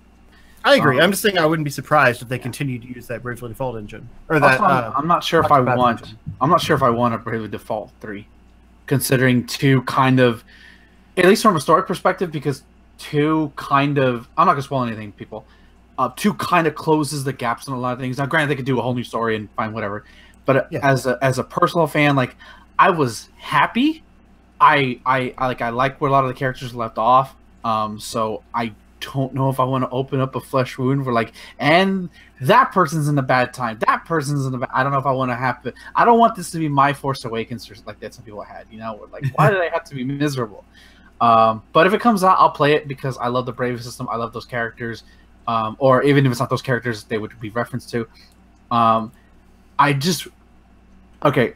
There's the only thing they couldn't do in the 3DS version that they've managed to do in the they wouldn't be able to do in the Switch version and they do in the 3DS version is that in the final bosses you take advantage of the AR in the 3DS, and so you do? Yeah, they do. It's super sick. So they talk so basically this is not spoiler, but you fight the final boss and he talks about piercing the heavenly realm. And and you're fighting this demon thing. I'm not going to say its name because that even saying its name is kind of a spoiler. And you're fighting it on this, not Samuel Hayden. You fight it and he's like there it is, the celestial realm, and then it's literally you, like it's using the camera like our world is the celestial realm, and it's that's like so cool. It's like, oh shit, like, oh my god, like, and they can't do that in the Switch version. They wouldn't be able to do that because there's no camera, and that they don't have to do that. Like I wouldn't be upset if they didn't, considering okay, I've seen it twice. But yeah, they already did that. Like it's not surprising anymore. Yeah, but it was cool though. Like I didn't expect it to come back in the second one. So they could also just like create a real world scenario though. No, like, without using the camera. It'd be, I don't know. I'm just saying, like, that was one of the cooler aspects of Bravely Default and that final boss, because it made me invested, because I felt like I was literally peeking into something and not just playing it. It kind of transcended video game for like a moment at the end, twice. It sounds like they pulled off some Earthbound kind of thing there. A little bit, yeah. Except a little bit. Like we were the gods in a way. It was. Yeah. I'm just saying. If you haven't played Bravely Default or Bravely Second, you need to play them both, by the way, because they're both interconnected stories. Do so, because they're great love letters. Especially if you weren't satisfied with Octopath, these are good games. This article says that they might speculate that it might just be a remake for the Switch. Oh, I would love that. So like I've never played these games, so that would get me on board. Yeah. Yeah, I mean all it is a banner with the Aerie character, who like isn't one of the main characters, so it could very possibly be like a totally new game with totally new characters. Yeah, well, she's the like that the sequel like kind of kept some of the same characters. And well, God, no, if I say anything about Aerie, it's spoilerific, so I can't. Fair, no, don't. But like the one thing I'll say is that it the post here translates to bravely blank blank blank blank blank. Which the number of blanks would spell out third. But also it makes me think that it's not a remake because it's just bravely blank. You know what I mean? Yeah. Like, well, the second one was called Bravely Second, so if they called it Bravely Third, that would be fine with me. And that's the number of letters there are. Mm-hmm. And I'm not saying that's the only clue, but like if it was a remake, you'd think they wouldn't need to hide the subtitle of it, or like the second word of it. Well, video game companies are weird, and they just hide stuff for no reason. I'll say this as a tease: they fuck with you with the subtitle in the first game. I'm not gonna say how, but let's just say it's one of the moments in video games where, like, you know how you play a video game at 1 a.m. or watch a scary movie at 1 a.m. and you get scared. I was legitimately freaked out because they did something with the subtitle in Bravely Default. It was like I felt like it didn't have a subtitle. Yeah, it was called Bravely Default: The Fairy Flies. That's what it was called. I thought that was the Japanese name. No, that's the subtitles. Bravely Default: Fairy Flies, and they play with it in a way to where like I was scared, and I won't tell you what it is because it's a giveaway to the big crucial plot point. But either watch a Let's Play of it or fucking play the game. But it's super amazing. All right. Yeah, I would love a new Bravely Default game. I didn't play the second one just because it felt like more of the same, and they didn't really do much to fix the issues I had with the first one. But I would love a second one, or I would love a third one. I mean, speaking of games you weren't expecting to see again, Torchlight Frontiers announced. That's got me hyped. Yeah, Justin, go ahead. Talk about your hype. Yeah, Torchlight is like basically they created it around the time that Diablo 3 was announced because they wanted a thing that was more like a sequel to Diablo 2. Diablo 3 felt like it was going to be way different and people were complaining, so they put out Torchlight 2. Torchlight, I think, was just kind of created like in the time between 2 and 3 when people were just desperate. It was like but 2 was kind of in response to 3. Yeah, it was like the original Diablo guys that were making it. Yeah. And so Torchlight 2 is a great game, but it was kind of bogged down by like all of the mods and stuff you had to kind of put in to make it better. And so it's really hard to play online with anyone because they had to have exactly the same mods and blah, blah, blah, blah, blah. And like just playing with them by themselves wasn't that much fun. So this one is actually like, it's not technically Torchlight 3, but it kind of feels like it's going to be. And it is essentially an online like progressive world games as service Torchlight game. They're not calling it an MMO specifically for some reason, but it has that same element of like always online, like join people's games, you know, create clans, things like that type gameplay in the Torchlight universe with all of the Diablo loot type elements to it. It still has some procedurally generated instances, and then like towns and overworld and stuff is static, so that when you are in a party with people and you all go into a dungeon together, it's procedurally generated the same for all of you, obviously. But like, so another group might go in and they get a different procedurally generated dungeon than you do. So it's kind of cool. They still have that element because that was a big thing that Diablo 3 kind of took away, was the procedurally generated aspects. But yeah, so it's more Torchlight. Like that's the main thing here. But they're adding some really cool stuff, and I like the online elements they're talking about. And to an extent, I like the games as a service. We'll see how it goes. But they've been saying that there's no like paid currencies or anything. They're trying to figure out exactly how to monetize this game in a fair way. There's no auction house, all of that stuff. They want it to feel just like Torchlight, but you know, an ever-evolving world with seasonal content and things like that. And it's coming to PC, PS4, and Xbox One. So this is the first time that Torchlight's going to be on consoles. Cool. That's pretty cool, too. Because Diablo 3, I think, has done really well on consoles. Like, I actually like that control scheme more than I expected to. Because I don't know if you guys ever tried it, but I think Diablo 2, I want to say, was actually on N64 and PlayStation. No. And it was bad. What? Yeah, you can look it up. I think it was Diablo 2. I want to see an N64 version of that game. It's really weird, like the way you control it and stuff. It's just not good. Let's see. Diablo it doesn't sound like it could be good. While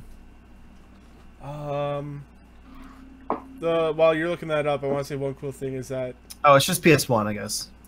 It's that this is being made by Etra Games, and this has some of the people that were from Runic Games, the co-founder Max Schaefer, and some of the veteran developers who worked on the Diablo franchise before, and in the Torchlight series. So it's nice that they're able to salvage some of the people from Runic to make this.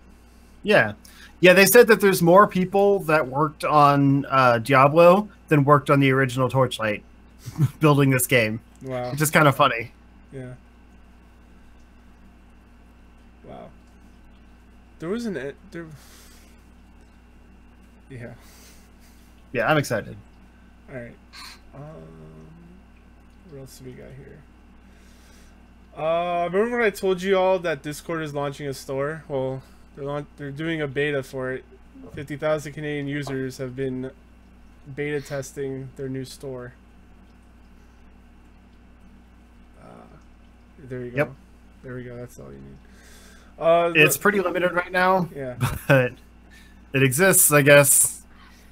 Launch the store comes twofold. Discord Nitro gets an upgrade with a selection of games curated by Discord staff themselves for subscribers to have full access to. So I guess the people that have been paying for Discord Nitro have been included in this beta.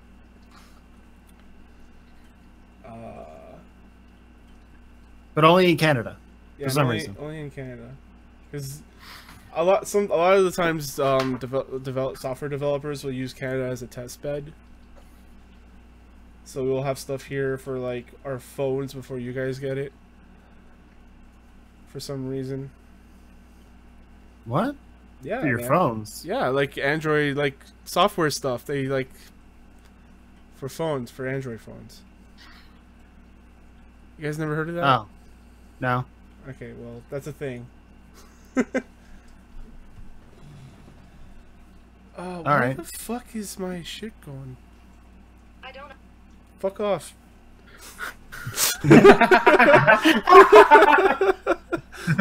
my phone and my Alexa have been going nuts this night. I don't know why.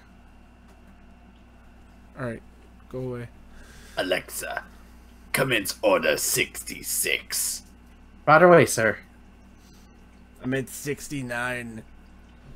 I don't want to imagine Palpatine doing that shit. Why That's not? disgusting. Or Alexa, honestly. I'm down No, with if you're Alexa. Yeah, I mean, she's robot. She can be whatever she wants. You're down to go down on Alexa? Yeah, sure. Why not? I'm lonely. Hell yeah. Okay, let's see here.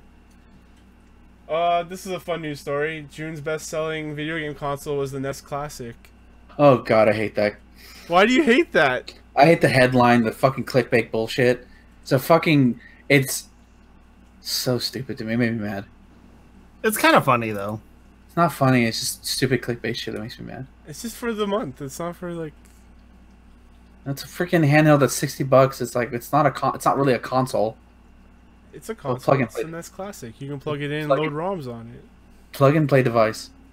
Very expensive plug and play. Well, they're all kind of expensive, but sorry, I'm being bitter. Yeah. Anyways, this just shows I didn't that want one. old stuff is more popular than new stuff. Well, I think it's still the collector mentality. Like, people are thinking they need to scoop these up while they're available, but they're not going to be that hard to get. So. No, you can find them. No, they're making them more popular to find. Yeah. Shit. I've seen several SNES classes. I think I might buy one actually. I'm thinking of buying one when I get. Yeah, my- I'm going to get one eventually. Because like I want to hack one to put a bunch more stuff on it. Wow. And it's a lot better to do on the SNES than the NES. You better get those ROMs just 'cause downloaded it's more before they're all storage. gone. You know, aren't they already gone? Probably. Also, like the big one went down. They're yeah, Yeah. but I already have a bunch of them. That's the thing. Yeah. All right. Nintendo, I have most of what I want. Be careful, Nintendo's gonna light a torch in your ass. No, they're fine. They're all games Okay. that I own. I mean, they're all games that I have owned. Although I never really bought any games in the SNES because I was a kid. But someone I know paid for them so I could play them. That counts. Alright, we're gonna get into the fighting game announcements and another video game announcement. Red Dead Redemption 2 trailer was released. Ben, did you get to watch this trailer yet? Yeah, I actually watched it while y'all were talking about stuff I wasn't interested in. Alright, cool. What are your thoughts? It looks a lot like Red Dead. And that's not a bad thing. That's a very good thing. The thing that impressed me the most about it, though, is the lighting. It's amazing. And my coworker, that's like the first thing you guys said to me. It was like, dude, look at the lighting. No, because I booted up Red Dead not too long ago, and it's still a fine looking game from 2011. But the way the shadows, when you're looking over the vistas or in the woods, it sticks out with you. And the fog and stuff. And oh yeah, it's through beautiful. the trees and. Dude, if anything, this looks like it seems like mechanically the same as Red Dead 1, which is fine, but just a lot more stuff to do, a lot more nice looking textures, everything and I like that the character so far, I mean, we haven't seen anything in story, seems to be a lot more you can make your own story versus when you were playing Red Dead 1, it was pretty much John Marston, John Marston's one of the best video game characters of all time.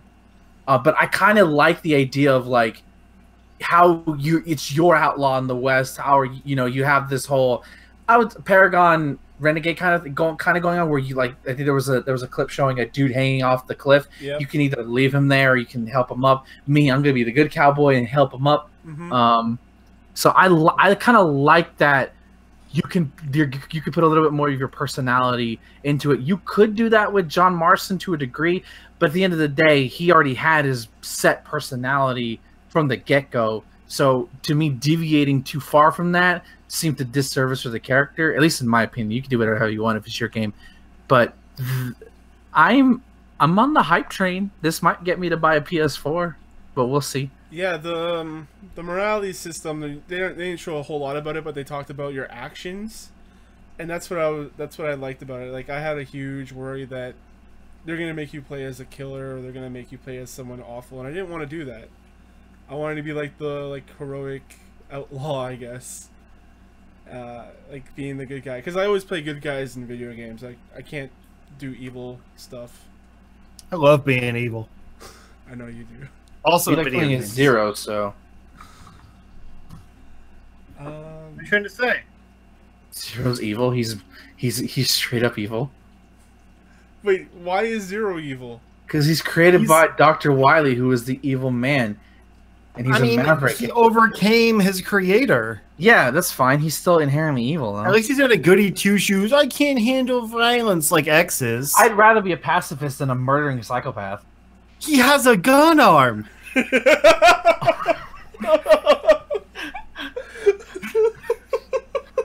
Oh, I can't use my arm because it's a gun.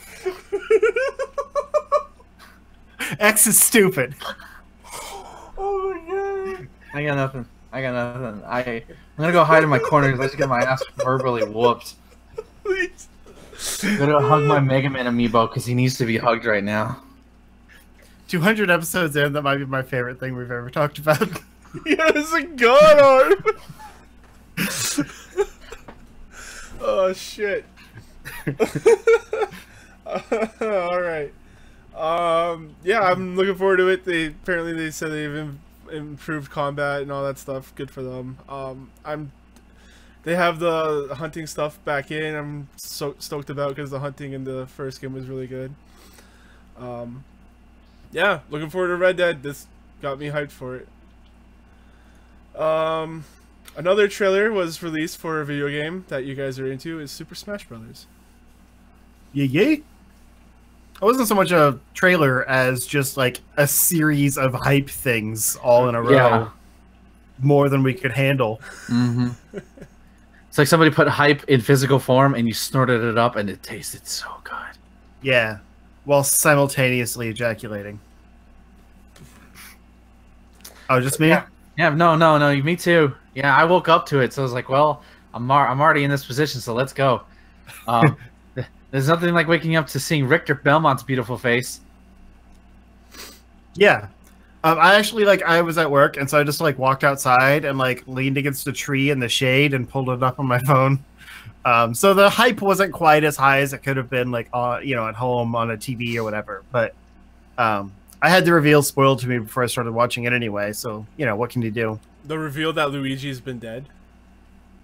No, just, one of my friends, the same friend that said that I'm bad at video games, put a message out saying, I haven't watched the direct yet, so I read what he was, I assumed was speculation stuff. And he goes, but I can't believe all the stuff we're getting. Blah, blah, blah, blah. Really? You didn't watch it yet. Why would you put all those spoilers in there? Wow, your friend seems like a dick. I'm sorry, but Jesus. Or very inconsiderate of other people. I mean, you're not wrong. But, no, it's fine. My friends are cool. We have understandings between us, but this was just one thing where I read too far. Anyway, yeah, it opened super strong with the Castlevania stuff. I love the little videos they're putting into these things, the way they just kind of make characters collide in fun ways. Because basically having a little Luigi's Mansion video inside the Castlevania mansion, that's brilliant. I love it. It's a castle. What? It's a castle, Sonic Mansion. Called a castle. It's a castle, Moving on. not a mansion. I don't Okay. know. I don't understand. It's Dracula's. It's not a mansion. It's a castle. Don't. Yeah, but it's Luigi's Mansion. So I'm just saying, thematically to that game, it's the place that Dracula lives. Okay, when Dracula comes and bites your neck, don't say I didn't apologize for you. Don't kink shame me. Okay. Well, when Dracula looks that hot, I mean, I wouldn't blame you. Anyway, and then they didn't even stop there. They're just nope, echo character, echo character, echo character. Oh, you're still not there? Here, have all the stages, have all the music, have Morphing stages. Zero as an assist trophy, have all this stuff, and I'm just I can't handle. And then they end with friggin' King K. Rool, which I honestly never expected. He seemed more unrealistic than Ridley, and we already got Ridley, so who knows now? No holds bar, I guess. Yeah. All the Nintendo iconic bad guys are in this game. Not all, but Who? most. Who's missing? I don't remember. Yeah, there was a list of them that like weren't in there yet, for various things because I couldn't think of. Well, you can't put Andros in the game because he's literally a floating head. That would wouldn't be a playable character. Isn't Andros in like something else? Like not a playable character, but something else. He's an assist trophy. Yeah. Oh, F-Zero doesn't have like basically series that don't have villain representations yet. F-Zero, Yoshi, Ice Climbers. Yoshi is Bowser. That doesn't count. That's Mario. No, it's Yoshi's he villain. Literally fights. Yoshi has Kamek. Yeah, nobody wants Kamek in What Smash. the hell's that? It's a Koopa thing. Okay. Yeah, see, I'm there just you go. saying, like Yoshi has his own series of villains. Yeah, but the ones that matter are there. Fair. I mean, we can count Bowser, but I'm just listing the list here. Fire Emblem surprisingly doesn't have a villain. Because most of them are generic as fuck and they don't matter. Right, but I'm just saying, like, all the friggin' Fire Emblem characters, there's no villains, really? Yeah, because anime waifus. Or anime husbandos. Mr. Game & Watch, but I don't think he has a villain. No, he doesn't. No. Earthbound. You can't put a medical physical form of evil in the game. You literally cannot put guy. You could put what's his face? Porky. Yeah. He's an assist trophy in Brawl, I think. Again, I'm just listing series that don't have villain representations. That's all. Yeah, but like the ones you're listing, you're like, there's no way they could have villains. So. Sonic. Nobody wants Eggman. No, people want Eggman. What are you talking about? No. He would be a great pick, honestly. Well, Shadow's probably gonna be his Echo Fighter, so there you go. There's your villain. Probably. I imagine that's what we'll do. But Shadow's also already an assist trophy. Not that we've seen this and this yet. True. He could have been dethroned. We don't know. Just saying. I mean, Pin, but again, that's Metal Gear. That they're not gonna put Liquid Snake. Yeah, man. Liquid Snake could be an Echo Fighter. Yeah, he could be. He's literally his brother. So, spoilers by the way. I mean, because now Metroid we have two. Like, there's actually some really good Metroid representation now. Yeah, with Samus, Zero Suit, Ridley, and Dark Samus. Like, all of them are in there. It's great. Yeah. Animal Crossing. Dimension Heroes Tom Nook would be a fun character. He's an assist trophy though, isn't he? No, he's in the assist trophy. He's in the Villager Super. Like he comes and takes your money. Megaman. I don't think they could have a villain for Megaman. I don't think Wily would be in the game. They could, but Base is an Echo Fighter. Well, yeah, I was gonna say Proto Man is an Echo Fighter. Yeah, but he's not because he started as evil and then like he switched sides. Was he evil or just really confused? I was interpreting him as just put one of the Robot Masters like Cut Man. But the reason I say that is because like he was added to Mega Man's Final Smash, and so if he's an Echo Fighter, then in Proto Man's Final Smash they just put Mega Man in Proto Man's place. Like they already modeled the character new for this game, so they just switched them. It would make a lot of sense. I want Base though. Anyway, Base is cooler. He's okay, but he's also not as much of an Echo. Like Proto Man is literally just Mega Man with a shield. That's I guess, but fine. Base actually has some different stuff going on. Xenoblade, but I don't think that has enough representation to deserve a villain. It's literally and plus his villain is in the game as the stage hazard as a boss. Yeah. Street Fighter. See, a lot of these are like the third parties, so yeah, they're not gonna be in there. You're not gonna get M Bison in Smash. You're not gonna get Akuma in there. Oh, that would be sick though. Can you imagine? Oh my God, Akuma's in the game. His final smash is the Raging Demon. You can give Ganondorf the Raging Demon. Oh my God, Nintendo, just make it fucking happen. I will main Akuma and just Raging Demon everybody. Just do it. Oh my God, I'm sorry. I got hyped for no reason for a thing that doesn't even exist.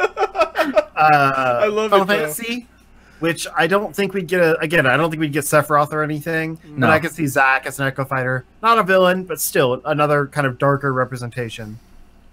Splatoon. There's no. I mean, like the black hair. So I just mean like darker. Oh, okay. They could put an Octoling as an Echo Fighter because they're kind of bad guys. Yeah, they're like at war with each other, I think. But they already announced like there's 8 color swap or costume swaps. That's true. So I don't know if we'll get like an Echo Fighter with also 8. Like that's a lot of Splatoon. But yeah, maybe an Echo Fighter, Octoling. And then now Castlevania, but they already announced Dracula as a stage hazard / probably boss in the single player, so that's probably not going to happen either. Yeah. But yeah, so there are a few that aren't represented, but I don't see any of them being likely to get characters. Yeah, because either they don't matter, or they're literal physical manifestations of evil, or they're unplayable. Yeah. Looking at you, Gygus. So we're probably good on villains. Yeah. But it's interesting to think about. But yeah, anyway, other stuff they showed was there's 103 stages, which is actually kind of a weird choice, and I'm not sure if that's the final number, because if you look at the layout, like the stage select layout they have, it goes like all the way down, but then like the last row has like 4 stages on it, and then there's like another 7 or so that could fit the rest of that track. And I don't necessarily see them doing DLC for this game when it's already so big. So I have a feeling they're just going to announce some more stages, and 103 was just the number so far. Because surely we don't know all the stages yet. There's a Shadow Moses stage.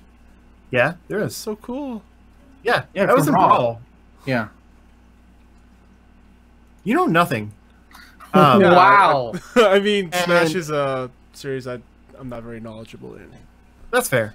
And then they also, yeah, like I said, they announced like a stage and everything for Castlevania, along with Simon and Richter.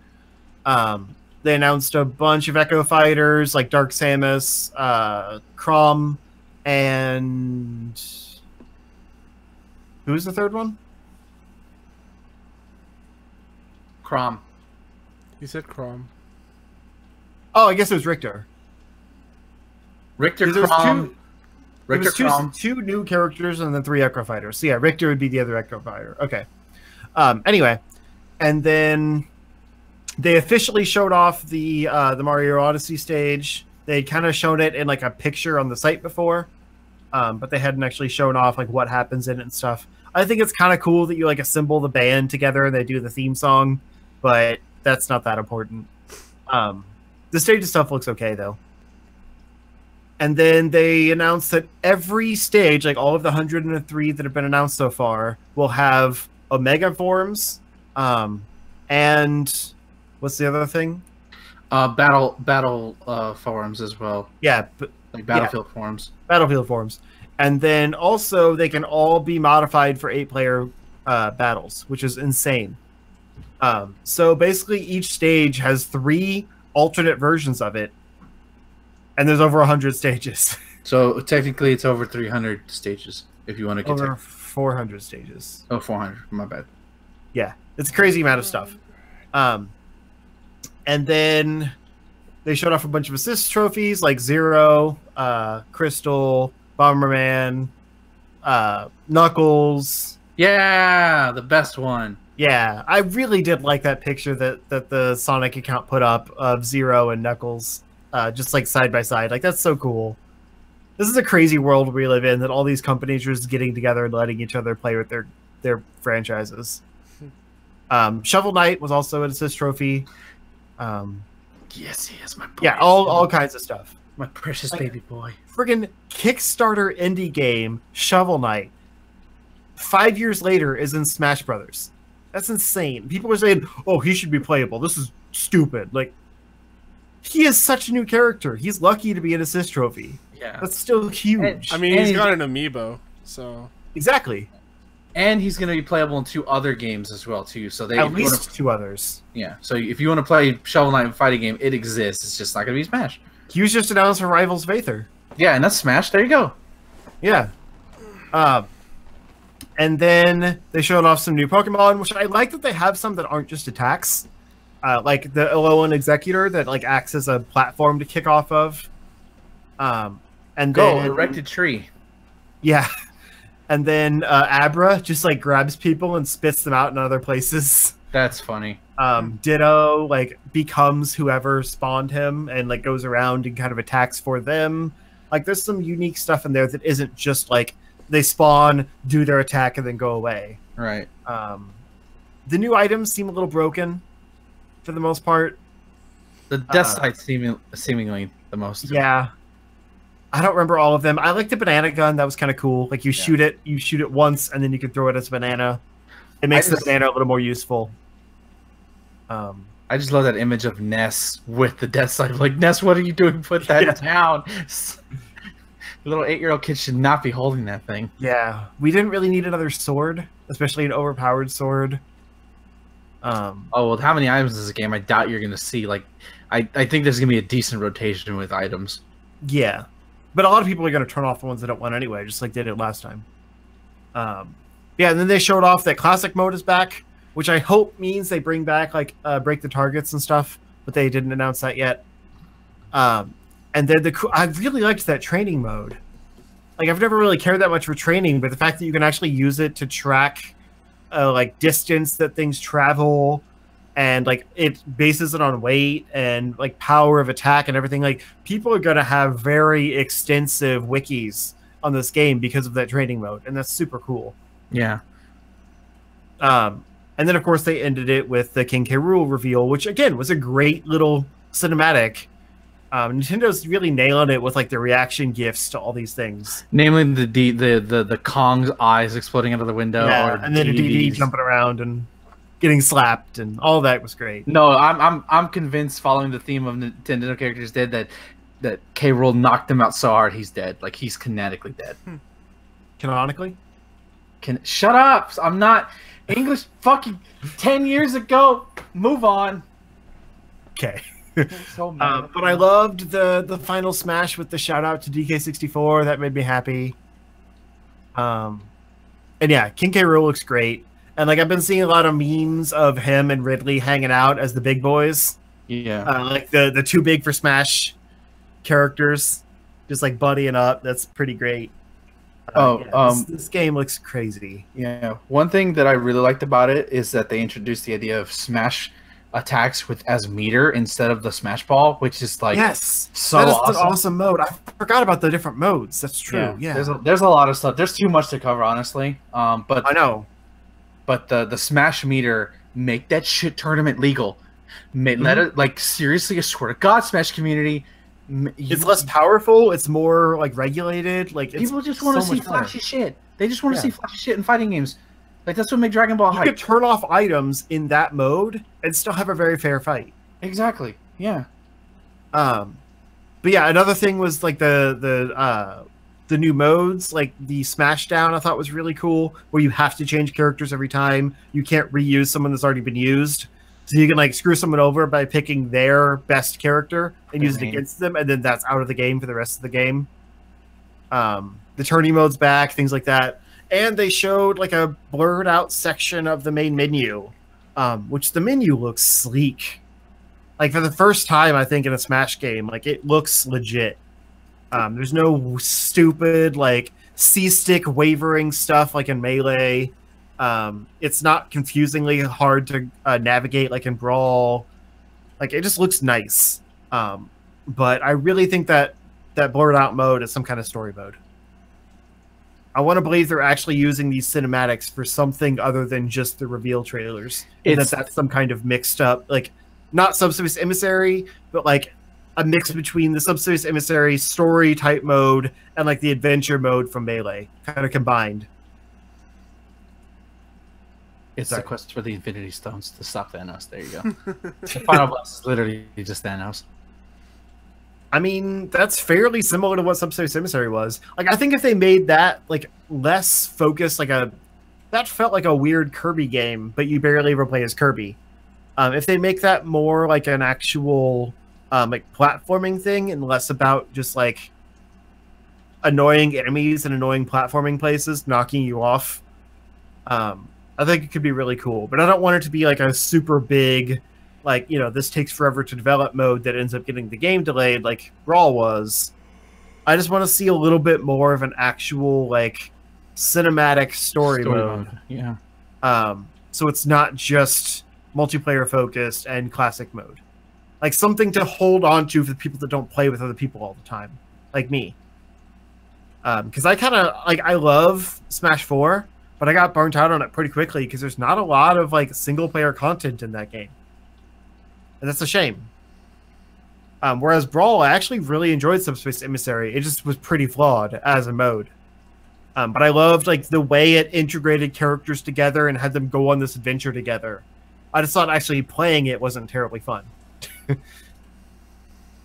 So yeah, it could be cool, but we'll see. I think that's it though. One thing that I really liked was the music stuff. Like you can listen to that while the screen is off, and you can like set up playlists, which seems pretty neat. And you can listen to it with the screen off, which is, I think you just said that, but I'm tired. Yeah. Which like the fact that they said specifically it's like your Switch is a music player. How out of touch are you people? Yeah. Yeah. Nobody uses music players anymore. I would love to have the soundtrack for that, but I'll just get the game for the soundtrack. You're not gonna get the game. I'll get it for the soundtrack. Well, no, Get games are expensive. I'm not gonna get it. Get the game so I can have somebody on equal footing to spar with. Are you implying that I'm not? I'm implying that you're a very busy adult who doesn't have time for video games. And that I bet Justin can kick your ass at it. Who? Oh, I can't. I'm terrible at Smash. That, like, the friend that says I'm bad at video games says it because pretty much all we play together is Smash, and I'm really bad. Oh, okay. I wasn't implying shit. Now, Street Fighter, I would totally. That's a different thing. And yeah, I don't play Street Fighter. Yeah, but Smash I've been playing since 64, and I've always been bad. Yeah. I've had my moments when I play a little bit more often, but Smash 4 I never got good at. I don't know what it is. I'd probably double perfect if we ever play Street Fighter. I don't know what that means, so probably. You don't hit me at all. All right. Oh, flawless victory. No, that's whatever. I'm not gonna get into semantics. It's late. It's 11 p.m. here. Flawless victory. All right. Let's talk about real fighting games. Yes. Thank All right. you. Oh. This is when I check out. Evo was this weekend. It was incredible with all the highs and lows, the walkouts from Smash 4 fans, the bullshit going on stage by the players themselves. Lots of fun. I was on the Killer Instinct top 4. I didn't watch any of that garbage. Yeah, man, it was dreadful. But yeah, me and Ben spent most of Sunday just watching fighting games with each other. And they announced some really cool stuff. So you want to take it from here? So the first big thing is the, I guess, get the elephant out of the room first, which is the Tekken reveal, where Tekken is getting a second season of DLC, including some fan favorite characters. Who I know one of them, his name is Anna, who has the best super in the game because she literally like shoots you and then she hits you with a bazooka. It's so great. Another character who's called Li Fang, I think he's called. Yeah. He's a fan favorite. I don't play Tekken, so I don't know. But the biggest what the fuck in all of video game history is all of a sudden, no one could have predicted this. No, some asshole on Twitter asked the creator of Tekken, like, asked who do you want in Tekken, and the person said that this character's name, and it's like it's that person's fault. So yeah, it shows this is like for one person. This entire reveal is for one person. Yeah. So, congrats. So they show like season pass, like Street Fighter did, where it's like so like they don't show silhouettes, they just show question marks, and then there's an end question mark with like kind of bloody. I'm like, well, who's that character? And all of a sudden, no, well they show the question mark first, and then you hear the whistle. Yeah, and then all of a sudden you hear the whistle, and then it's like little pig, Yep. little pig, and it's like at first I've never seen The Walking Dead, but I recognize that fucking voice anywhere. Yeah, and all of a sudden Negan. Yeah, I think that was actually Jeffrey D. Morgan doing the voice. Yeah, they probably just got the audio clip or something. But Negan will be in Tekken, so you can play as Noctis Callium from Final Fantasy 15, or versus fucking Negan, or you can kick Negan's ass with Geese Howard. I don't know what the fuck is like. We think Smash is crazy. This is fucking crazy. Are you kidding me? God, if I had a PC good enough, I'd play Tekken just for this insanity. Jesus. My favorite's been all the memes that have come out from like the other question marks. Oh yeah, that include like Garfield. Hell yeah. One of them is Inspector Gadget and Jerry from Seinfeld. Yeah. Inspector Gadget could be a legit fighting game character. Oh yeah, he'd be cool. But like in a cartoon fighter or something. Yeah, sure. Negan, what the fuck? He comes with his baseball bat too.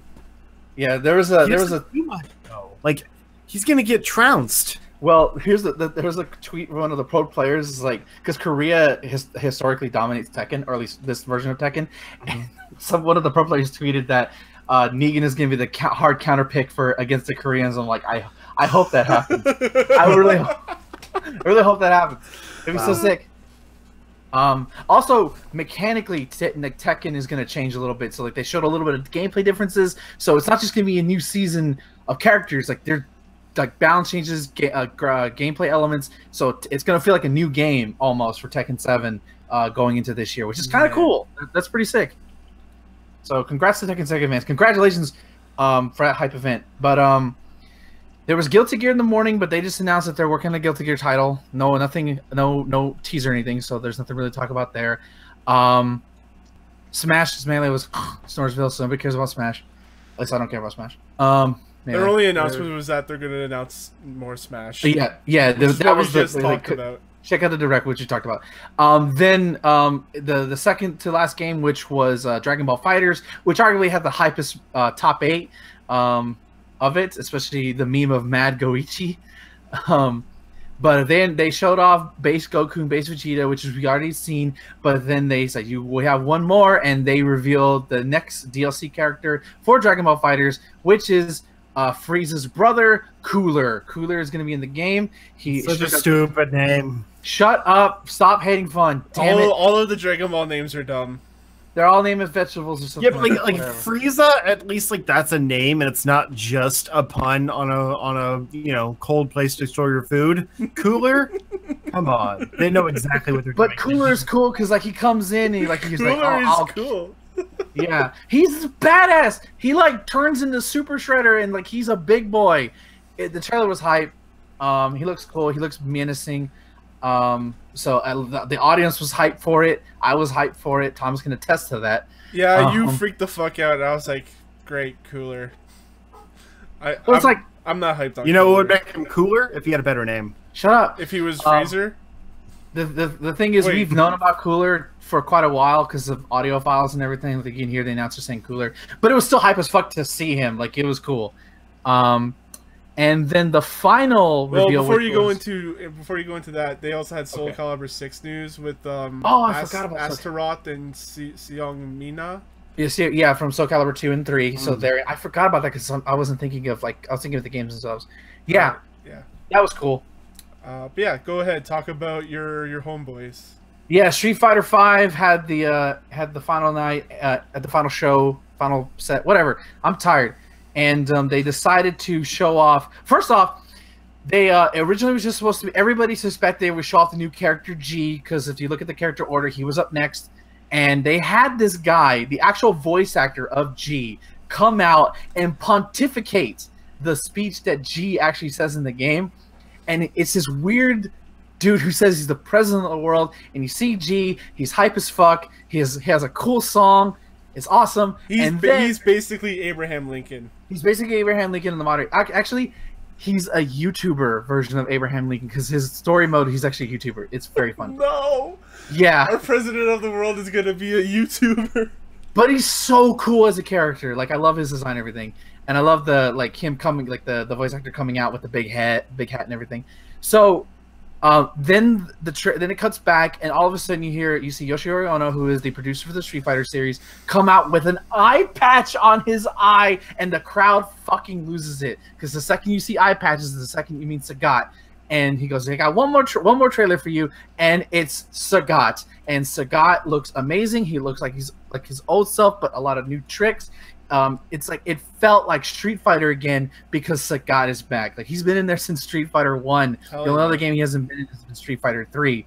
So, but the hypest thing about this is that, at least at the time, is that they were both announced and they were both coming out the next day. So like that everybody lost their goddamn minds. And I kind of wish they waited till after it was over with. And again, most people probably would fall asleep by that point, considering how late Evo ran, because then top 8 was just dead. But yeah, so G and Sagat are announced, thus concluding Season 3 of Street Fighter V's DLC characters.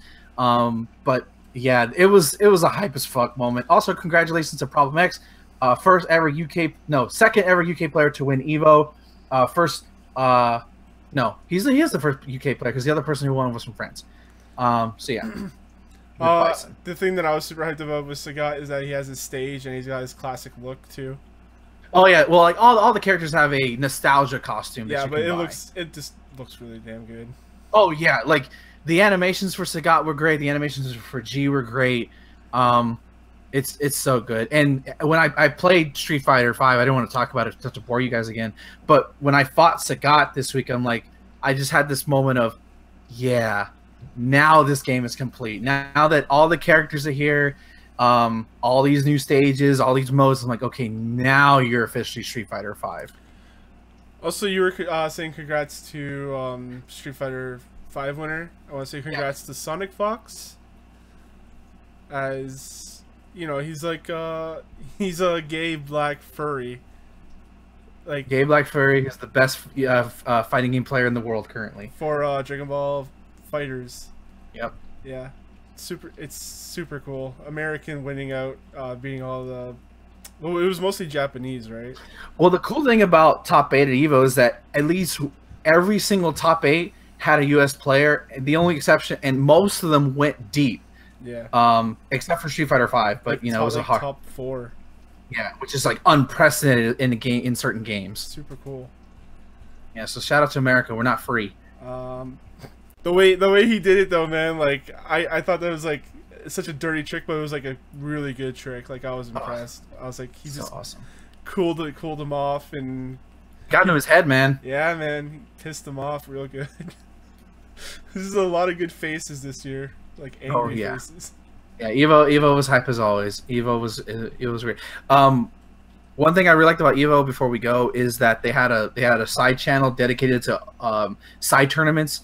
Namely only like top 4s or something like that, but it was still cool to see other stuff. Like I saw top 4 Tatsunoko versus Capcom, top 4 Capcom versus SNK 2, a lot of older stuff. It was super cool, and I hope they do that next year. Awesome. Even if it's just top 4 again, it was super cool to see some of those classic games being played.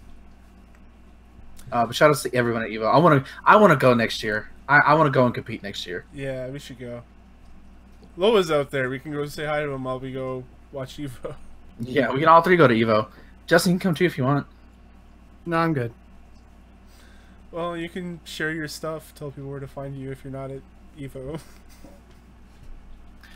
You can find me on Twitter and YouTube at ZeroScore, where I don't talk about fighting games really ever, actually, except occasionally Mortal Kombat. I do talk about Mortal Kombat sometimes. You don't ever tweet about Mortal Kombat.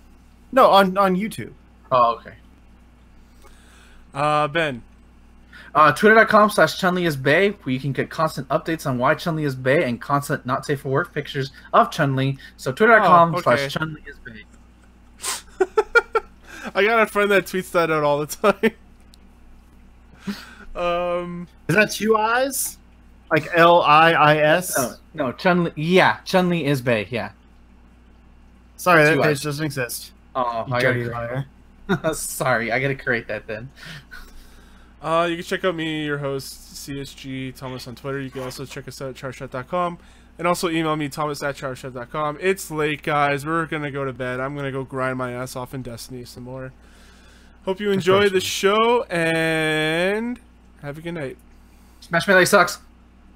You suck. Smash sucks.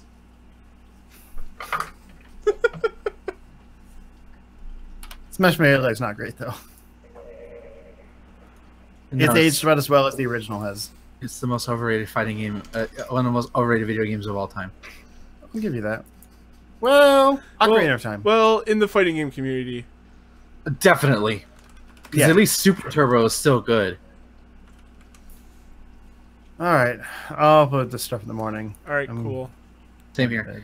Alright, we'll see. I should see y'all next week, because I think I get off early again, so. Sounds good. Cool. Yeah. Good night. Good night. Good night.